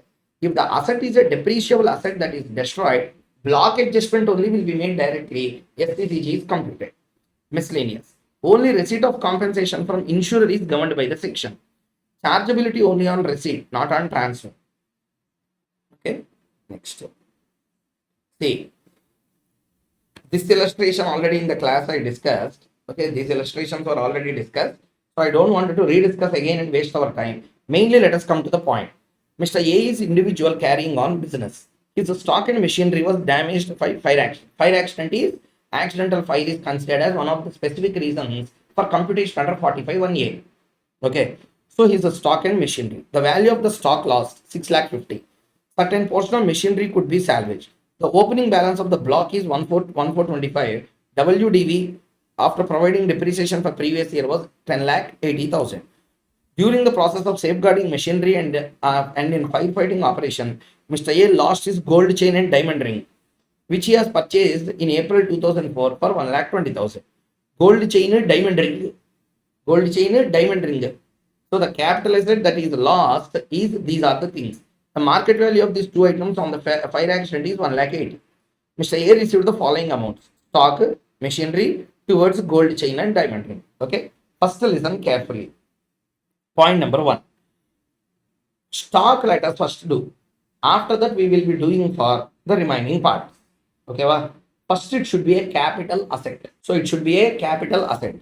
Stock is a trading asset. Correct? So any amount received as a compensation for the trading asset will be chargeable under the head PGBP, not under capital gains. So therefore, 4,80,000 will be taxable under the head PGBP. PGBP. Okay, next. Compensation for damage to the machinery. Opening value of the block. How much? Okay, opening value of the block. WDV as a during the date is 10,80,000. So opening value is 10,80,000. 10,80,000. See here how to do. So compensation for damage of machinery. The question does not mention whether salvaged machinery is taken over by insurance company or whether there was any replacement.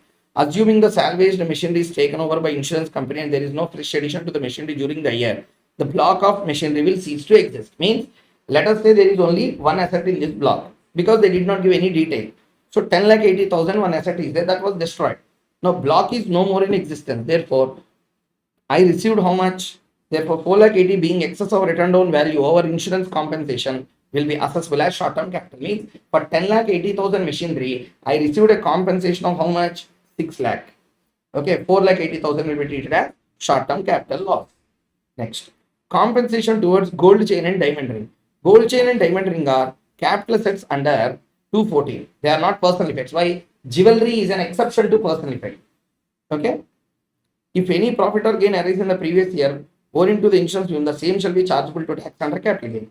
So capital gains has to be computed by reducing cost of acquisition of jewelry from the insurance compensation. So insurance compensation received is 1,80,000. Those are purchased for the particular cost of 1,20,000. The balance will be chargeable to tax under the head capital gains. Next. Very big question. Mr. Sarthak entered into an agreement with Mr. Jaykumar to sell his residential house located in Kanpur on 16/8/2025 for rupees 1 crore 50 lakh. The sale proceeds were to be paid in the following manner: 20% through account payee bank draft on the date of agreement, 60% on the date of possession of property, balance after completion of registration of title to the property. Mr. Jaykumar was handed over the possession of property on 15/12/2025 and the registration process was completed on 14/1/2026. He paid the sale proceeds as per sale agreement. The value determined by the stamp duty authority. Given. Mr. Sarthak had acquired residential house at Kanpur on 1/4/2001 for 30 lakh.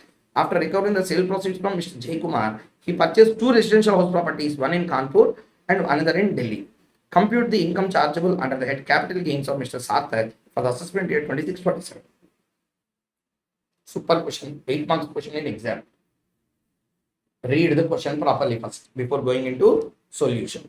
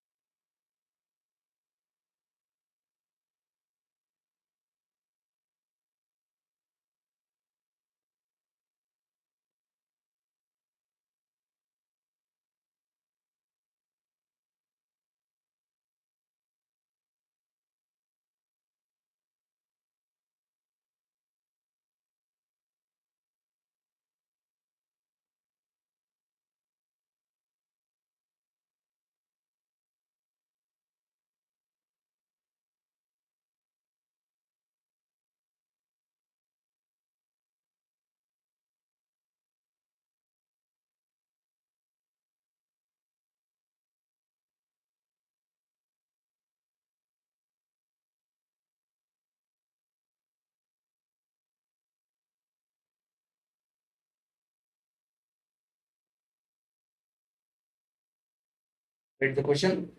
Okay, let us continue. See, what is the question here? This question was tested on section 50C, transfer of land or building or both. Let us first understand the provision. Later we come to conclusions. 50C, transfer of land or building or both. See here. If you can understand the chart, that's more than enough for your exams. Okay, what? Let us see. Capital asset is transfer. Which capital asset? Land or building or both. Okay. The stamp duty value of that land or building or both is more than 110% of consideration. Means the consideration is less than the government value by 10%. Okay. So stamp duty value will be the full value consideration. Means intentionally if you are taking lesser amount, what is the point they wanted to convey? If the capital asset transferred is a land or building or both, then first I will check the STV with your consideration. If the difference between SDV and consideration is more than 10%, means SDV falls short by, okay, or sorry, the consideration falls short by 10% of that particular SDV, 10% of the consideration. So if the SDV is more, okay, if the SDV is in excess of 110% of consideration, means if the consideration is 100, SDV is 112. What does it mean? Consideration 100, 110% means 110. Up to 110, if SDV is there, no problem. I will take your consideration as full value of consideration. If it exceeds the SDV will be treated as a full value of consideration. Now situation. SDV is less than or equal to consideration. Means what? Consideration is either exactly equal to SDV or more than SDV. Then okay. Then 50C do not get attracted. SDV is more than consideration. Okay. Then two situations. SDV minus consideration is less than or equal to 10%. Means what? Consideration 100. SDV 105. So 5 rupees, 5 lakhs extra. Means 5%. It's not going beyond 10. Again 50C do not get attracted. So SDV minus consideration is more than 10% of consideration. Then again two situations. Date of agreement, okay, is the date of registration. Okay, date of agreement is the date of registration. Means what? SDV on the date of agreement is same as SDV on the date of registration. Repeat again. SDV is more than consideration. How much more? More than 10%. Then how many situations will open? Two situations. SDV on the date of agreement and on the date of registration. Both dates SDV is same. So insignificance of dates now. Okay. Any date can be considered. But SDV on the date of agreement and date of registration both are not same. Then consideration or a part of consideration is received on or before the date of agreement. Okay, on or before date of agreement through account pay check or account pay bank draft or electronic clearance, then SDV on the date of agreement will be taken as full value of consideration. Okay, any other mode other than these, SDV on the date of registration will be taken as full value consideration. In all other cases also, date of registration, SDV will be considered. So what is the summary of entire section 50C in the chart? First, transferred asset is a land or building or a both. Then SDV has to be considered. SDV is more than 110% of consideration. Then SDV will be the FPOC. Situations. SDV is less than or equal to consideration. 50C don't get attracted. SDV more than consideration, but difference is not exceeding 10%. Then 50C don't get attracted. Difference is exceeding 10%. Then SDV on date of agreement and registration is same. Then no problem. SDV on date of agreement and date of registration are different. Then check whether any consideration or part of consideration as an advance is received on or before the date of agreement. Yes, sir. Received by check, account pay check or account pay bank draft or electronic clearance. Yes, sir. Then SDV on date of agreement will be considered. Or else SDV on the date of registration will be considered. Now see here, Mr. Sarthak. So what is the beauty of this particular session? This workout session intention was through the question we will learn the concept. So Mr. Sarthak entered into an agreement with Mr. Jaykumar to sell his residential house located at Kanpur on 16/8/25 for 1 crore 50 lakh. The sale proceeds were paid in the following manner. So Sarthak entered into agreement. Okay, on date of agreement is 16/8/25 to sell at 1 crore 50. Sale proceeds 20% received through account payee bank draft on the date of agreement. Okay, part received 60% on the date of possession, balance after completion of registration. Mr. Jaykumar was handed over the possession of property on 15/12/25 and the registration process was completed on 14/1/2026. He paid the sale proceeds as per sale agreement. Means these three steps he paid. Okay. Value determined by SDV. Date of agreement, it is 1 crore 70. Okay. Date on possession, 15. And date of registration, 1 crore 71 lakh 50,000. Mr. Sarthak has acquired the residential property at Kanpur on 1/4/2001 for 30 lakh. Means what? This property which is sold for 1 crore 50 acquired by him for 30 lakh. After recovering the sale proceeds, he purchased two residential properties worth 2 crore 20 lakh and 35 lakh on 24/3/2026 and 28/5/2026. Compute capital gain. Logic is just you have to remember 110, and recently we uploaded 54 na 54, 54B, 54D, 54EC, 54F. All these are uploaded exemptions. On that question is there. So first point number one, simple logic here. What is the full value of consideration? Date of stamp duty value on the date of agreement and date of registration both are not same. Okay, and check whether the difference between stamp duty value and the consideration is exceeding 10%, 110% or not. What is the consideration? 1 crore 50 lakhs. What is the SDV? SDV on what date? Date of agreement and date of registration same or different? Are different. Okay, different. So if it is different, if the stamp duty value on the date of this agreement, everything is different, then what we need to do? Check whether any advance is received. Yes, received. So date of agreement you have to take. What is the date of agreement? 1 crore 70 lakh. Okay. So now 1 crore 50 lakh into 110% you do 1 crore 65. Up to 1 crore 65 FDV is there, we will take 1 lakh 1 crore 50, but it is 1 crore 70 na. So 1 crore 70 will be taken as the full value of consideration under section number 50C. Okay, 1 crore 70 lakhs. Perfect. One thing over. What is the cost of acquisition? 30 lakh. Okay, we did not take indexation. Okay, so it is long term. Exemption under 54. Exemption under 54. What will happen? You can purchase two residential house properties now.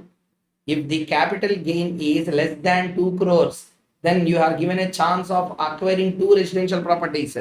So 20, 35, 55 lakh you will give. So 55 lakh is given as an exemption.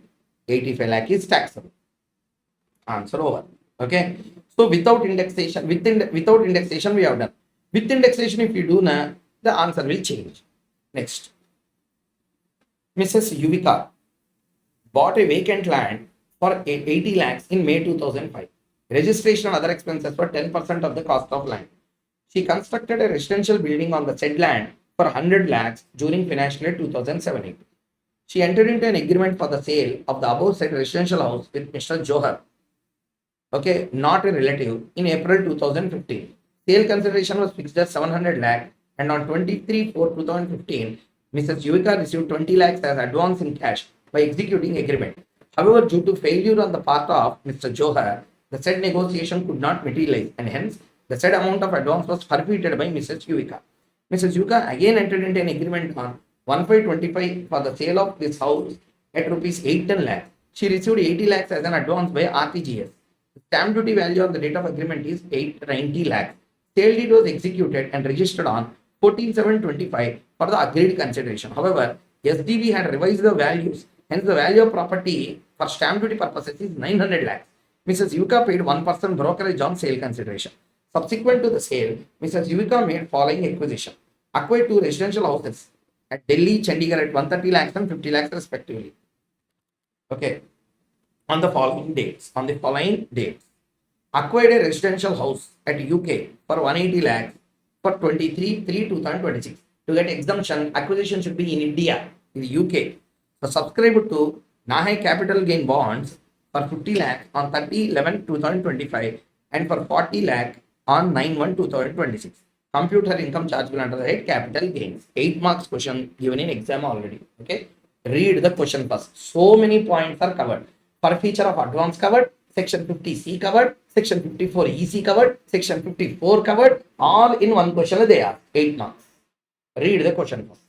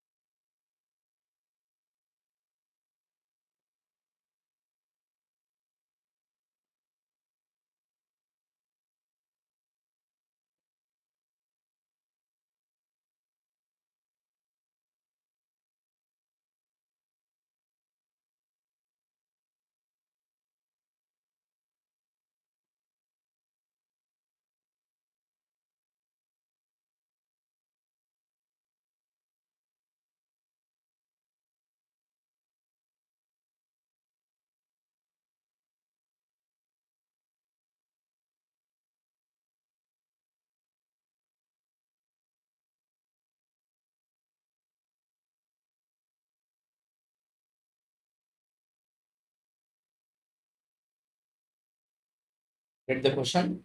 Okay. First one, let us go into the point on per feature of advance received. Okay. Somewhere I kept that section also.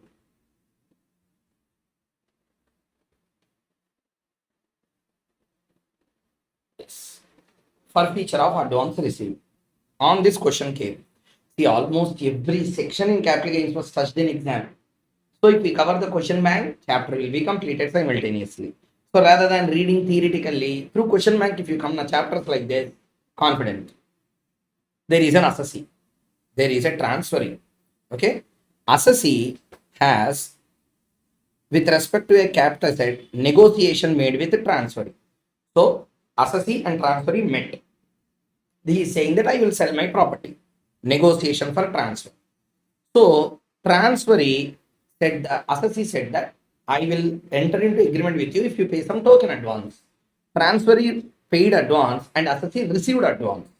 Assessee received advance. Transferee or the payer could not honor the contract. This fellow did not honor. And what I said, advance once taken will not be refunded, I said. So entire advance money is retained or forfeited by me. Then what will happen? Okay. Advance money forfeited after previous year 13-14. Then taxable under the head IFOS under section 56, subsection 2, clause 9. Not deductible from cost of acquisition or fair market value, because there is no real transaction in capital asset that has happened. Then how come it will come under capital gains? See, if capital asset is transferred, then capital gains section has to get attracted. Whenever forfeiture is getting affected, there is no real transfer. It's only agreement which could not be honored, which gave me that money. Therefore, it will be taxable under that IFOS under 5629, not deductible from cost of acquisition. Okay. So if the advance money forfeited during previous year 2013 or earlier, then original cost of acquisition minus forfeited money, revised cost of acquisition will be there. But now, generally all the questions will be coming on this category only. You can see here, Yuvika bought a plot of land for 80 lakhs. Registration and other expenses 10%. Constructed residential building for 80. So land cost 80 lakhs, building cost 100 lakhs. Next, she entered into an agreement for sale of house with Mr. Johar in April 2015. After that particular date only, 13-14. So the sale consideration was 700 lakh and received 20 lakh advance in cash by executing agreement. However, it could not materialize. It was forfeited. So up to here, let us answer first. As per section 51, any forfeiture amount that is received will be taxed under section 56, subsection 2, clause number 9, under the head IFOS. Let us see the first answer.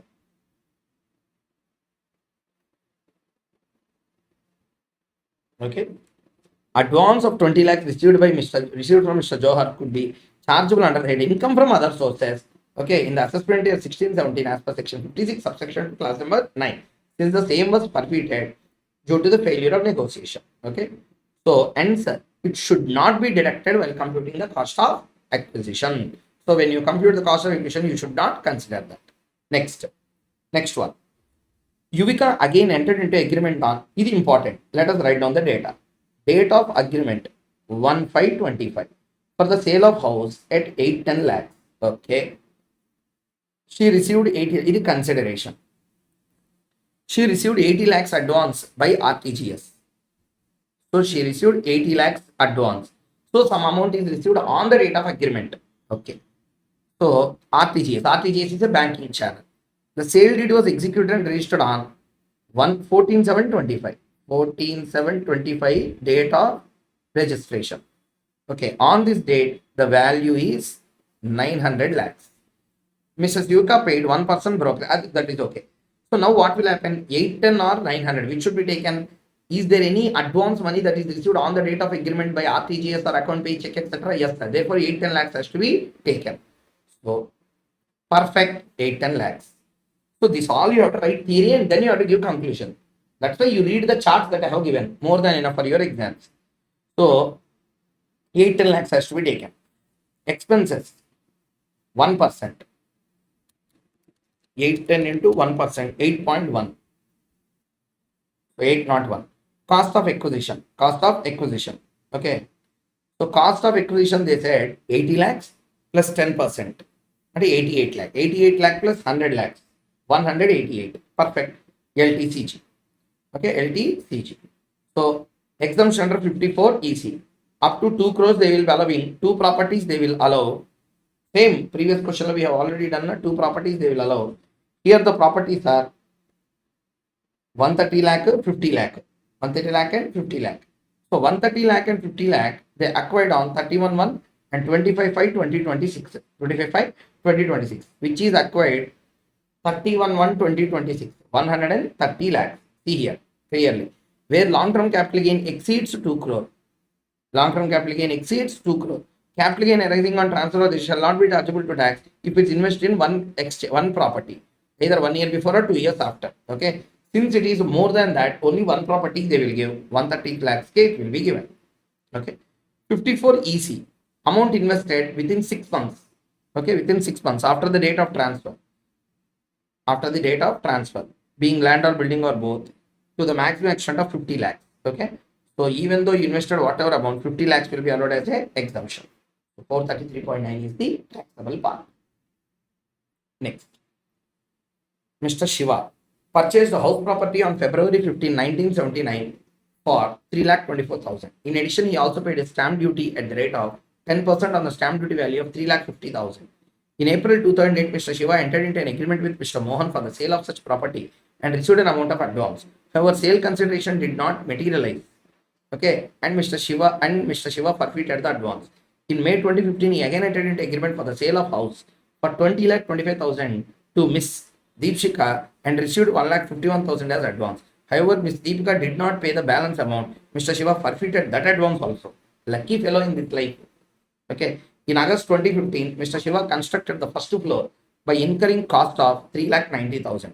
On November 15, 2025, Mr. Shiva entered into an agreement with Mr. Manish for the sale of house for 30,50,000 and received an amount of 1,50,000 as an advance through account pay check. Mr. Manish paid the balance entire sum and Mr. Shiva transferred the house on February 20, 2026.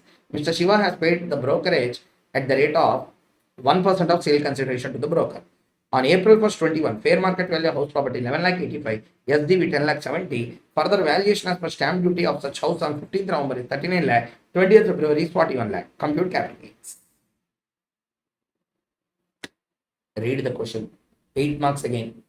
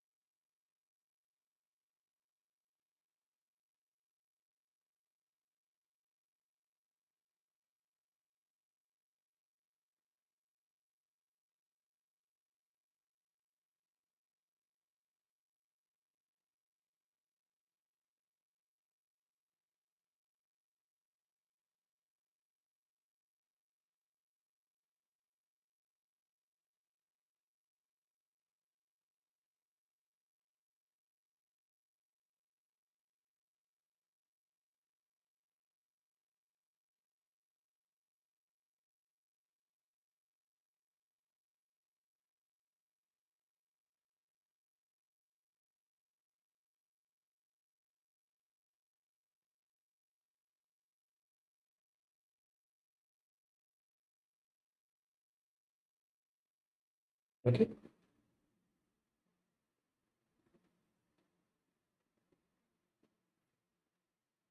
So this question is dependent on for feature before one date, for feature after one date. See, we have said now for feature before 1314 and for feature after 1314. So two questions were tested in the same. So if it is before 1314, original cost of acquisition minus for feature, revised cost.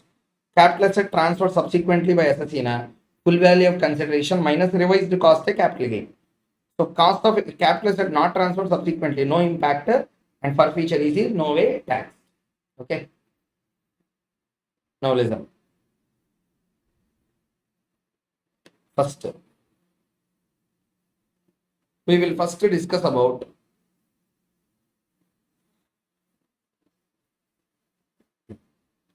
see here for feature. First, let us read the notes on that. Where advance money has been received by the SSC and retained by him as a result of failed negotiation, 51 will apply. Advance retained by the SSC will go to reduce the cost of acquisition. If it is before 1340, accordingly, cost of acquisition after reducing the advance money forfeited would be 10,70,000 minus 1,11,000 during previous year 8/9. During previous year 8/9. So, how much is the advance received? What is the cost of what is the total value cost of acquisition as on 1/4/2001 we need to take because the acquisition is made on 19/7. Fair market value 11,85,000. Stamp duty 10,70,000. So 10,70,000 we need to take. 10,70,000 minus what is the advance money you received? 1,11,000.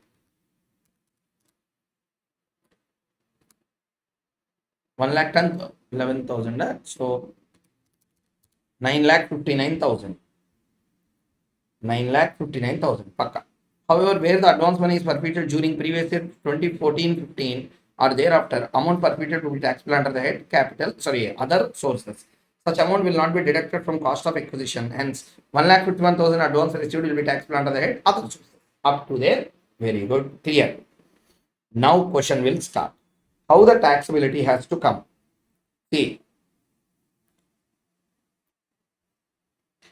on November 2015, Mr. Shiva entered into agreement with Mr. Manish for sale of house for 30,50,000. Date of agreement 15 November 25 at 30,50,000 and received an advance of 1,50,000 as an advance through an account pay.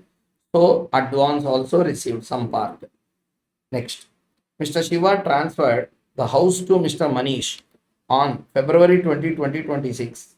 Okay, 30,50,000. April 1st fair market value. Okay, we have taken that. But the stamp value of such house on the date of agreement is 39 lakh. On the date on which,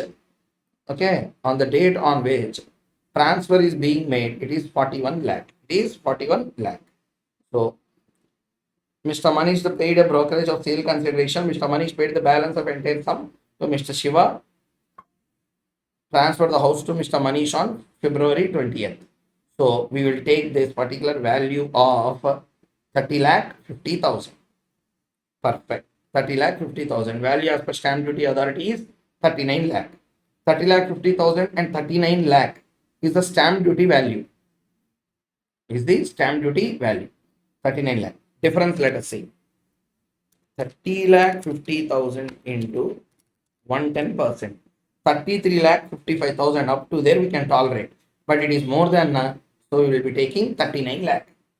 Expenses 1%, he said. 30,50,000. Sale consideration 1%. Net sale consideration this is. Cost of acquisition. Already we have taken 9,59,000. Cost of improvement. They have given in the question clearly. Okay, they have given in the question clearly. See here. However, see, first agreement was entered. They could not announce. On August 2015, Mr. Shiva constructed first floor at 3,90,000. Cost of improvement. The long-term capital gain is 25,20,500. So LTCG. On this 12.5%. Education cells. With indexation benefit. Okay. 3,27,666. See here. Cost of acquisition 10,70,000. being higher of both of them, we have taken actual cost of acquisition 3 lakh 59. So advance money received total 9 lakh 59,000. We have already done that without any calculation, 9 lakh 59,000. So these are all the working notes that I have done. Tax liability will be 25 lakh 20,500. LTCG 12.5%. Education says this is the part. Okay. So with indexation, it is without indexation benefit. This is the answer. No, sir, I want with indexation. It is without. With indexation, if you want to do net sale consideration, indexed cost of acquisition. Okay, indexed cost of acquisition.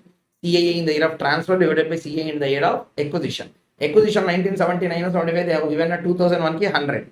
So this is our indexed cost of improvement. This is the number. Long-term capital loss. Okay. So since computation results in long-term capital loss if indexation benefit is taken, okay, however, this computation is only for determining tax liability. The said loss can neither be set off nor carried forward. So you cannot either set off nor carry forward because indexation benefit was taken, but there is a loss. That means you need not pay any kind of tax. So you have to go through this question 2-3 times to understand the real essence of this question. Now listen, I will go to last questions and come back because more stock market related things are there. So first let me touch this particular thing. Question number 24. Mr. Paras has a proprietary business since 2015-16. He transferred this business on 1/4/25 by way of a slump sale for a total consideration of 40 lakh. Fair market value of his capital assets as on 1/4/25 is 35 lakh. He has incurred expenses in this deal for 1 lakh 50. The balance sheet. Okay, it will shoot us in exam hall. So is as follows. Assets, liability. Assets, building, data, machinery, other assets. All these are given. Bank loan, balance includes 2 lakh for personal purpose. So in this 2 lakh is for personal. Machinery costing 50,000 has been allowed 100% deduction under 35 AD. Other assets include self-generated goodwill 60,000. Unsecured loans include 1 lakh rupee amount payable for purchase of ornaments of his wife. Compute the capital gain or loss for assessment year 26-27. Question here. Slump sale unexpected adjustments came in exam.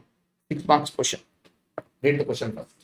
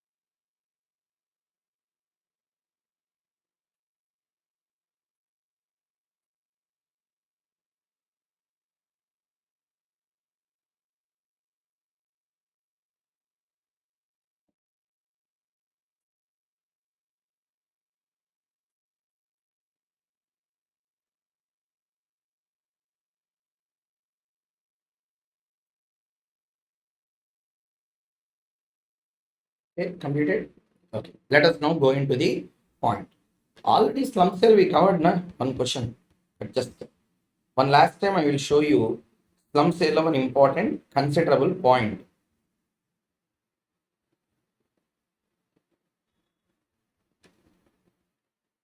Yeah. First thing, slump sale, if there is any profit or gains, it is taxable under the head capital gain. Previous year of chargeability will be the previous year in which slump sale is effected. Period of holding is for the undertaking. Next, computation. How to do fair market value of the capital asset as on the rate of transfer will be full value of consideration. Here, one important point you need to understand.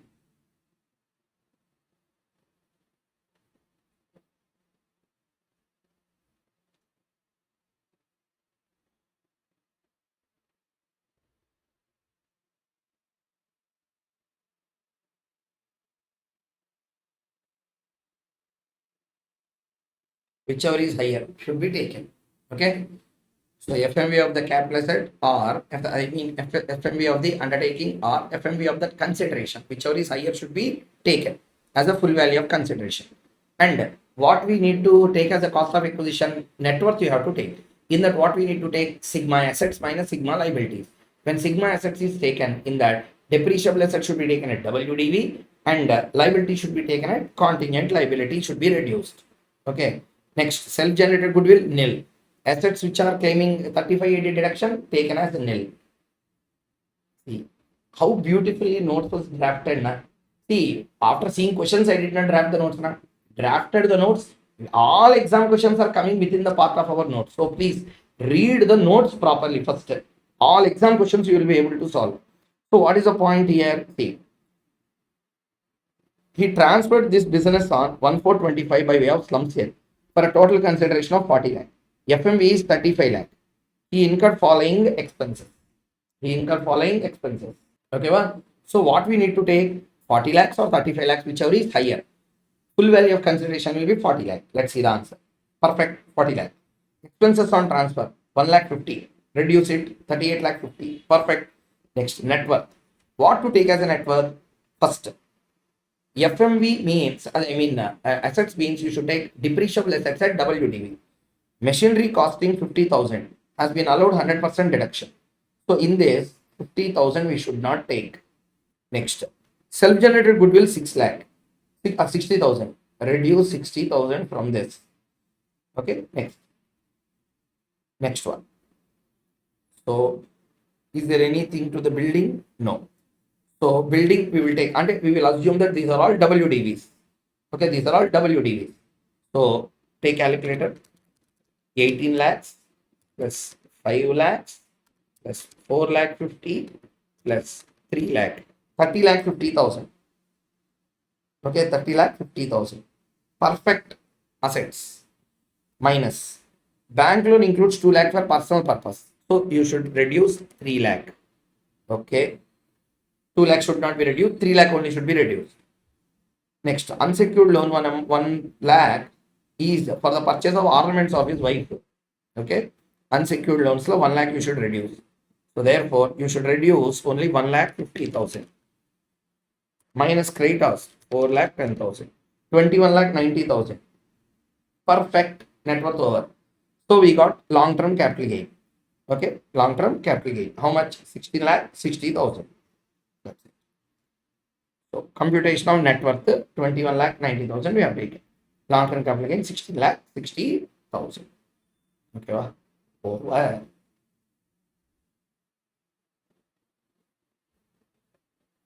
Next.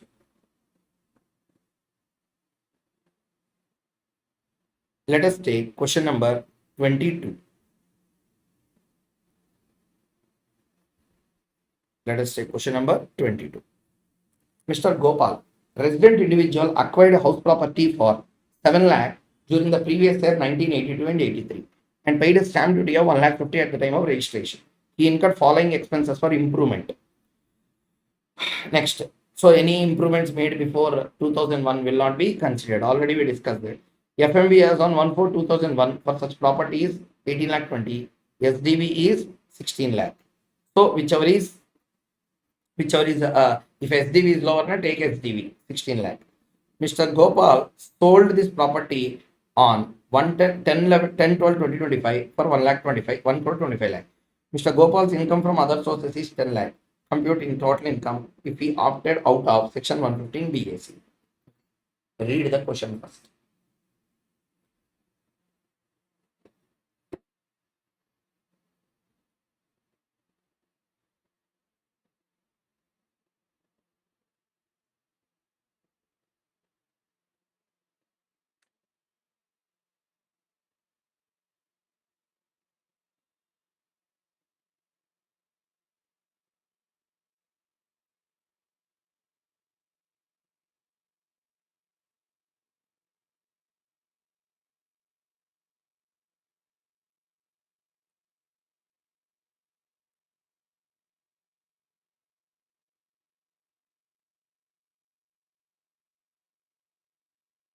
Hello everyone. See, first one. Gopal is a resident individual acquired house property for 7 lakh in 1980 to 83. Then what we will take, since it is before 1 4 2001, we will take FMB or SDV, whichever is lower as on 1 4 2001. So whichever is lower, 16 lakh will be the FMB. So the cost of acquisition will be taken as 16 lakh. Next, full value of consideration 1 crore 25 lakh. So 1 crore 25 lakh is full value of consideration. Next, is there any expenses on transfer? No. Minus cost of acquisition. Just now I said na, we should take it as 16 lakh. 16 lakh. Okay. Next, cost of improvement. This should not be taken because it happened before 2001. So 7 lakh 50 cost of improvement. 1 crore 25 lakh minus this one. 1 lakh 1,500 will be there. Okay, 1 lakh 1,050, 1 crore 1 lakh 50,000. Okay. Now tax liability, the important, yeah, very very important new point we are going to learn. LTCG 1 crore 1 lakh 50,000. Other sources 10 lakh they have given total taxable. In this, capital gains are taxable at 12.5 without indexation, 20% with indexation benefit. Okay. So if you don't take indexation, 12.5. So 1 crore 1 lakh 50,000 into 12.5, 12 lakh 68,750. And with indexation benefit, now since you are taking indexation benefit, pay tax at 20%. How to do that? Very, very important here. In this, full value consideration 1 crore 25. Indexed cost of acquisition means cost of acquisition into CIA in the year of transfer. CIA in the year of acquisition. If it is acquisition is before 2001 to take 2001 to CII, cost inflation index. So 100. It came to 60 lakh, 16,000. 60 lakh, 16,000. Indexed cost. Indexed cost of improvement, 2 times you have to take. Okay. So long term capital gain is 53 lakh, 53,839. This into 20%. 10 lakh 70,768. Very good. Whichever is lower, 10 lakh 70,768 we will take. So we will go with indexation benefit. Balance money is there na, that 10 lakh rupees that will be chargeable under the head IFOS at a normal slab rate. So total will be there. Since the total income is exceeding, 1 crore, we will pay surcharge at the rate of 15%. Okay. That's it.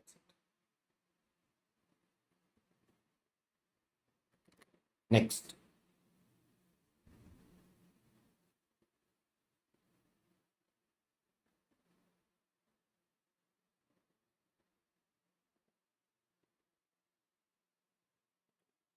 Mr. Rajkumar bought a residential house for 5 crores. In March 2016, he entered into an agreement for sale for the said residential property with Nikita, not a relative in September. Sale proceeds are received. Hey, this question is same as before. Same as before. 21. Sir, mark this question important. Next examiner, this will come. Okay, mark my words, sir. Okay, this type of question will come. I'm not telling this question exactly. This type of question will definitely come. Mr. Sanjay is a resident in India, aged 55 years. He had an impressive investment portfolio in various mutual funds.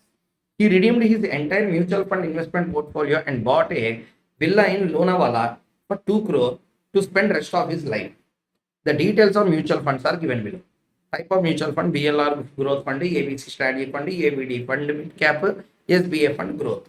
Date of investment, date of redemption, amount invested, amount redeemed. The funds stated at 1 and 2 have invested 30% of their profits in equity shares of domestic companies, and funds stated at 3 and 4 have invested 70% of their profits in equity shares of domestic company. The investment pattern of the funds remain unchanged over all the years. STT is paid at the time of acquisition and redemption of mutual funds, wherever applicable. You are required to compute capital gains. Final exam, definitely they will ask here. Please listen carefully. Read the question first. Directly, no read of reading provision also. I will directly show the answer. There itself I will explain you.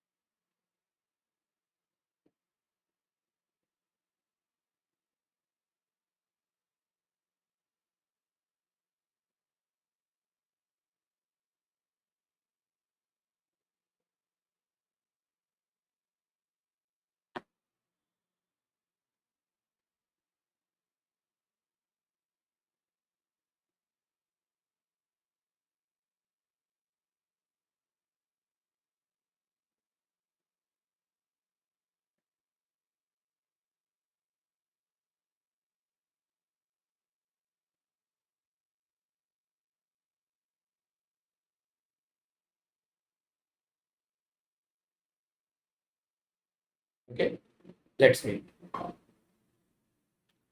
Mr. Sanjay is a resident in India, aged 55 years. Okay, he redeemed his entire mutual fund investment portfolio and bought a villa in Lonavala for 2 crores to spend the rest of his life. Okay, so what he wanted to convey, purchase the residential property, exemptions also he is asking.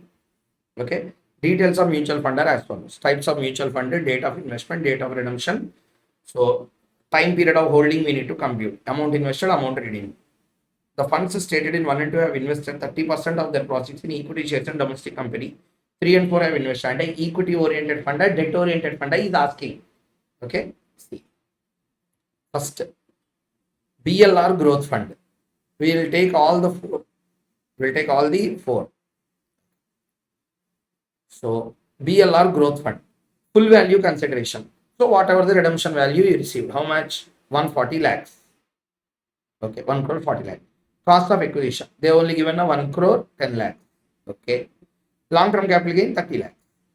Since it is a debt fund, how do you know it is debt fund? As not more than 65% is invested in equity shares. So, since it is a debt fund and held for more than 24 months, more than 24 months. Okay, more than 24 months. So, therefore, it is a long term 30 lakh over one part over. ABC strategic fund. ABC strategic fund. Full value of consideration 50 lakh to 46 lakh, 4 lakh. Okay. Next, since it is a specified mutual fund, means not more than 35% of the proceeds are invested in equities of the domestic company which acquired honor after 1/4/23, the fund would be considered as a short-term capital asset as per 50AA. So what is this 50AA, sir? See here. Open day with 50AA. See, market linked debenture. Market linked debenture. Lot of analysis is there. Just I want you to understand the main part here. Okay.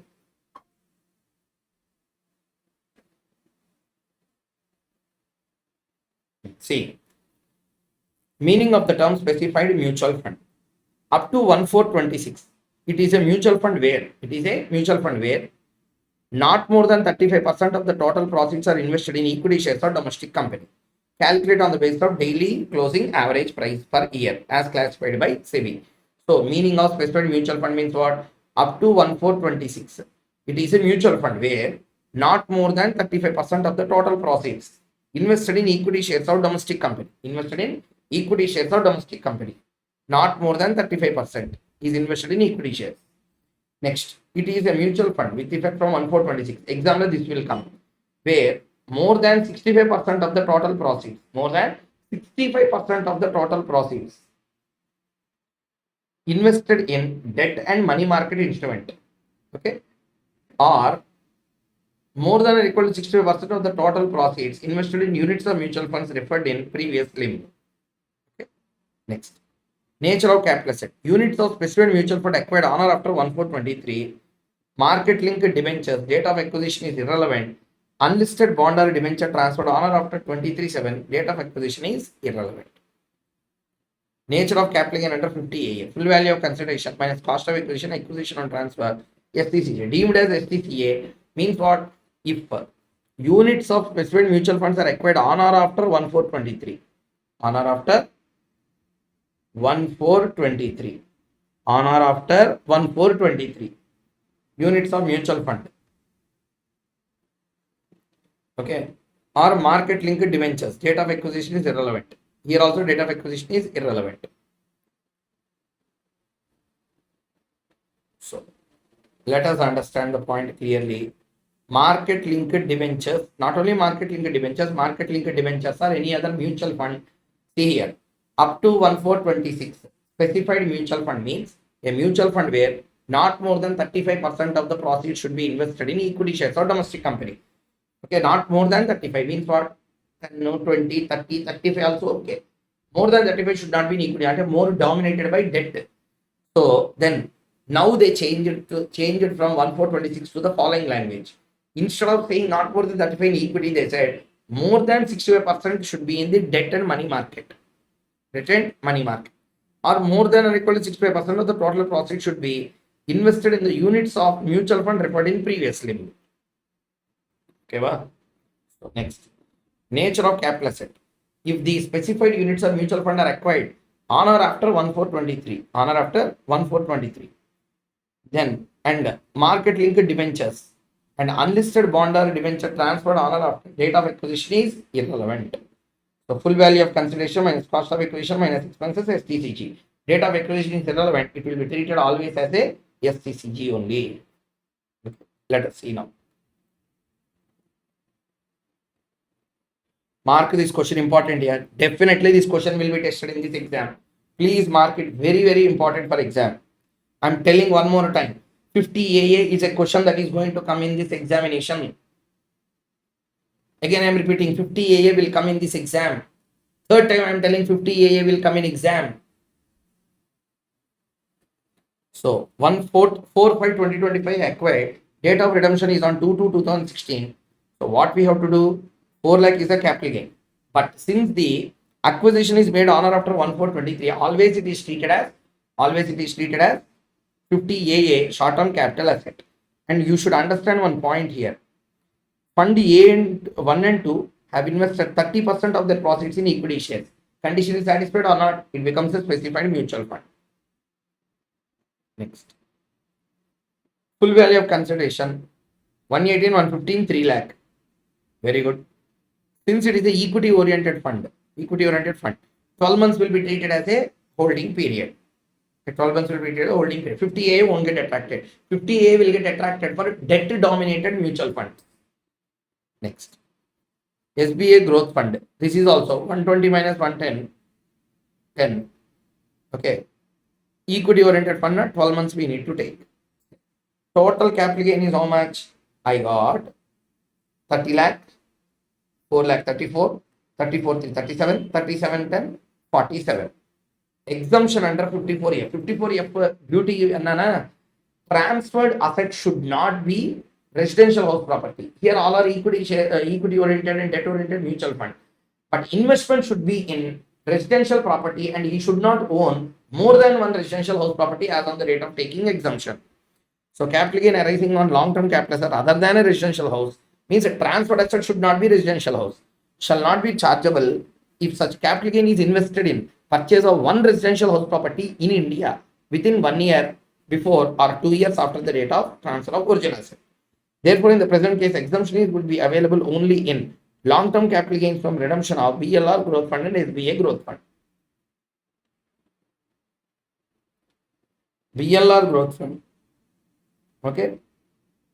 Next, SBA growth fund. These two are long-term.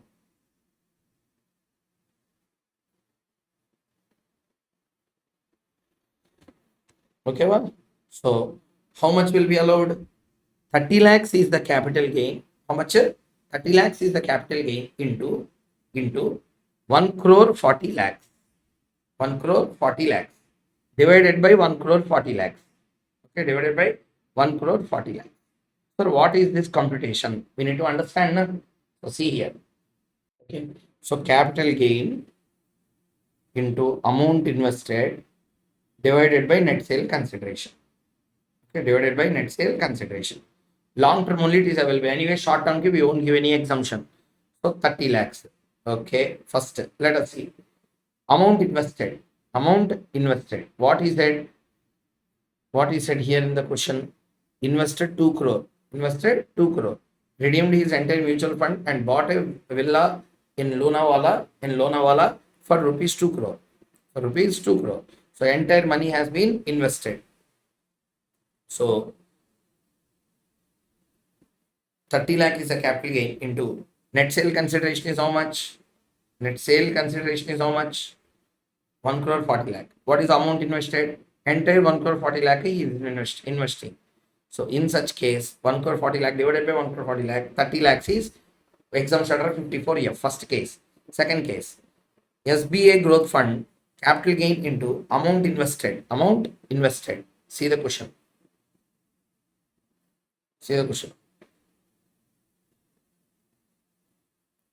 2 crore. 2 crore already 1 crore 40 lakhs we have taken.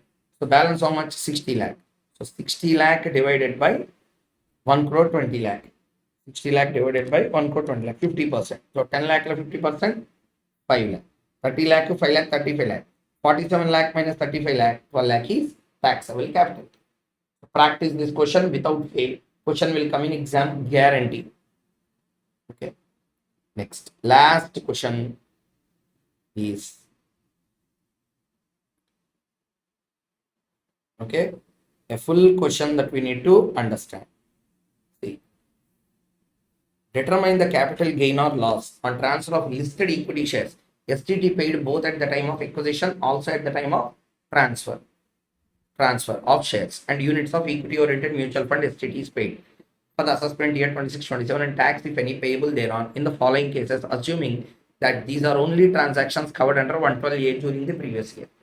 Mr. Prasoon purchased 300 equity shares in A Limited on 25/2017 at a cost of rupees 400 per share. He sold all the shares of A Limited on 31/5/2025 for 1200. The price at which the shares were traded in NSE on 31/1/2018 is as follows. Highest trading price, average price, lowest price. Mr. Raj purchased 200 units each of equity oriented fund. Fund A and B on 1/2/2017 at a cost of 550.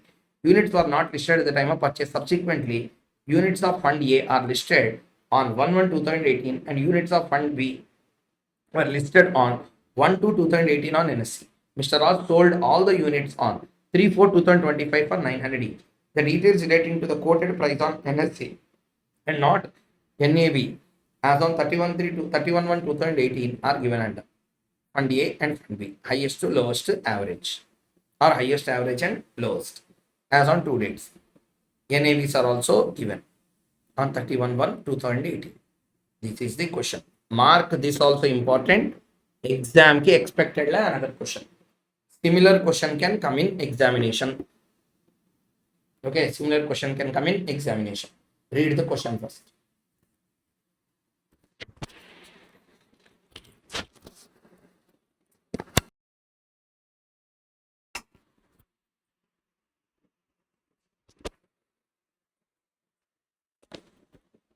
Please read the question properly.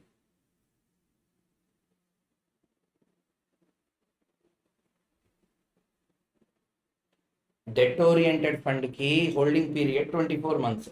Equity oriented fund ki 12 months.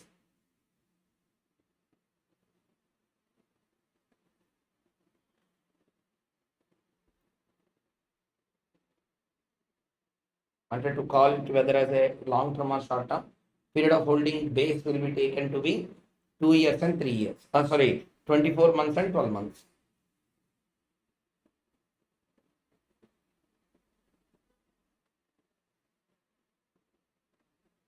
Okay. If you remember, we have already discussed. Let me show you.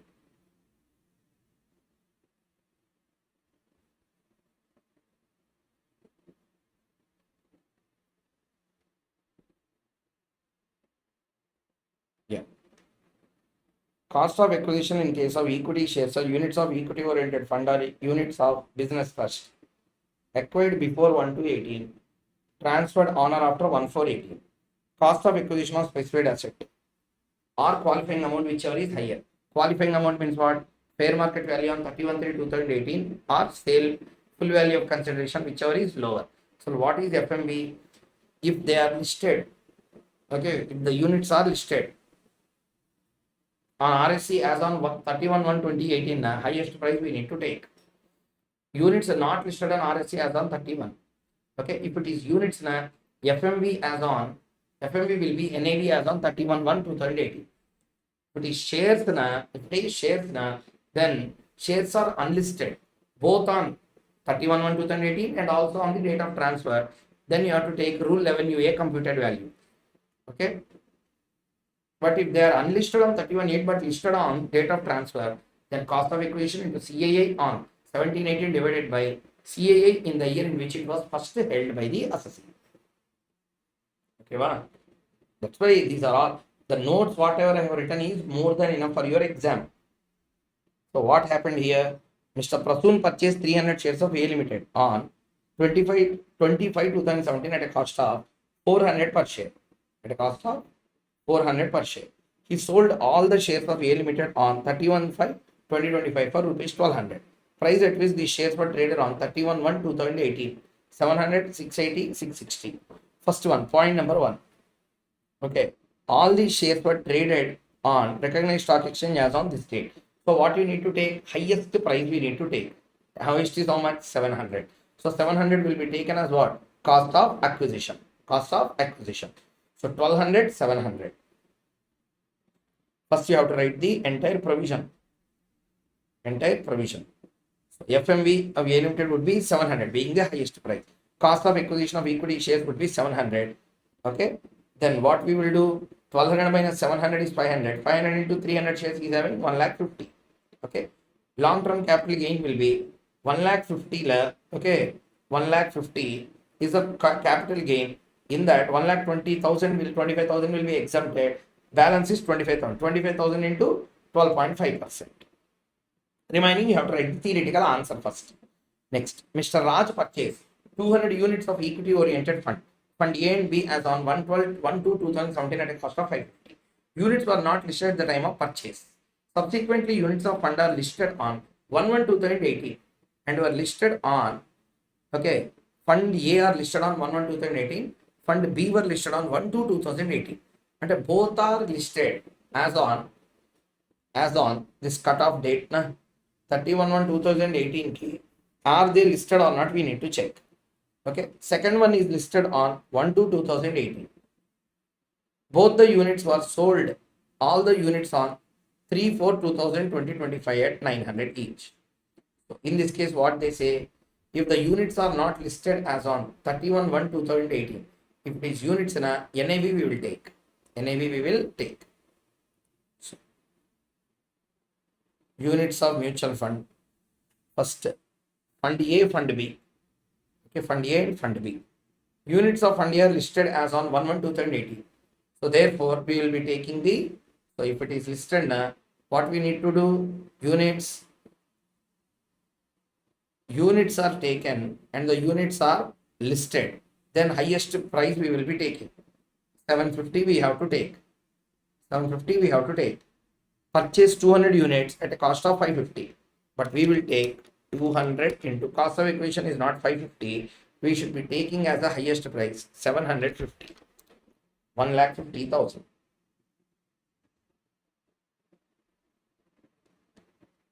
Okay. See here, 750 we have to take. 750 we have to take. So what is the capital gain? 750 minus 550 into 200 units.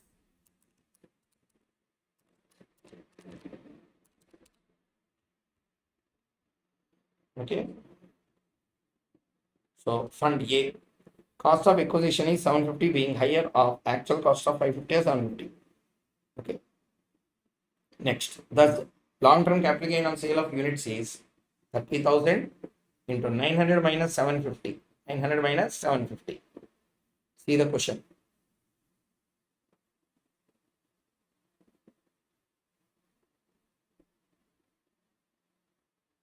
See, he sold all the units at 900. So 900 minus 750. So 150 minus 750, 150 into 200 units. 30,000 is taxable. Cost of acquisition of units of Fund B, 900.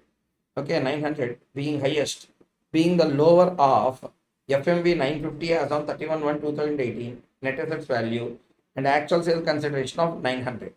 So we will take 900 minus 900. See here, these units are important. See, these another units are also sold for 900 na. So we acquired them at what price? The units were not listed. See here, the units of Fund A and Fund B at the cost of 550. Units were not listed at the time of purchase. Fund B is listed on 1/2/2018. Mr. Raj sold all the balance units at rupees 900 each. Rupees 900 each. Okay. So we need to consider the values accordingly and make the computation. I am just showing this particular question. So practice this question without fail. Okay. So mainly you need to understand the provision here. Okay. See, provision what it say. if the transferred asset is equity share or units of equity oriented fund, or it's a business trust unit, cost of acquisition of specified asset or qualifying value, whichever is higher, we need to take. What is qualifying amount? FMV as on 31/1/2018, or sale value or full value consideration, whichever is lower, that you need to take. Okay, well, so qualifying amount will be fair market value as on 31/1/2018.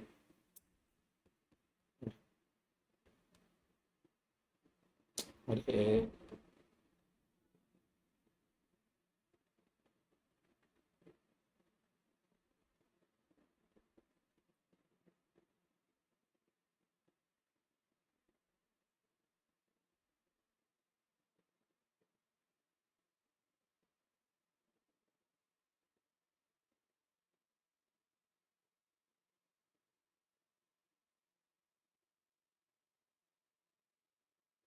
Now, fair market value we need to take, or actual cost of acquisition, whichever is lower, we need to consider.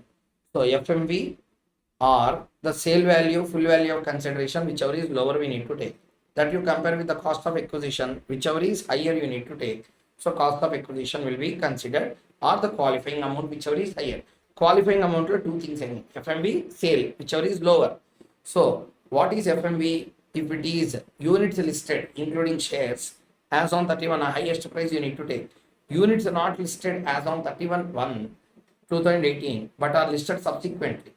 Units key NAV will be computed. Shares key, if it is not listed on both the dates, calculation as per level 11 UA, and shares are listed now, you have to take this.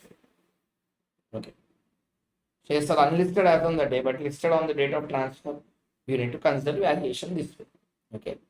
With this, we have completed a super quick revision of entire capital gains chapter.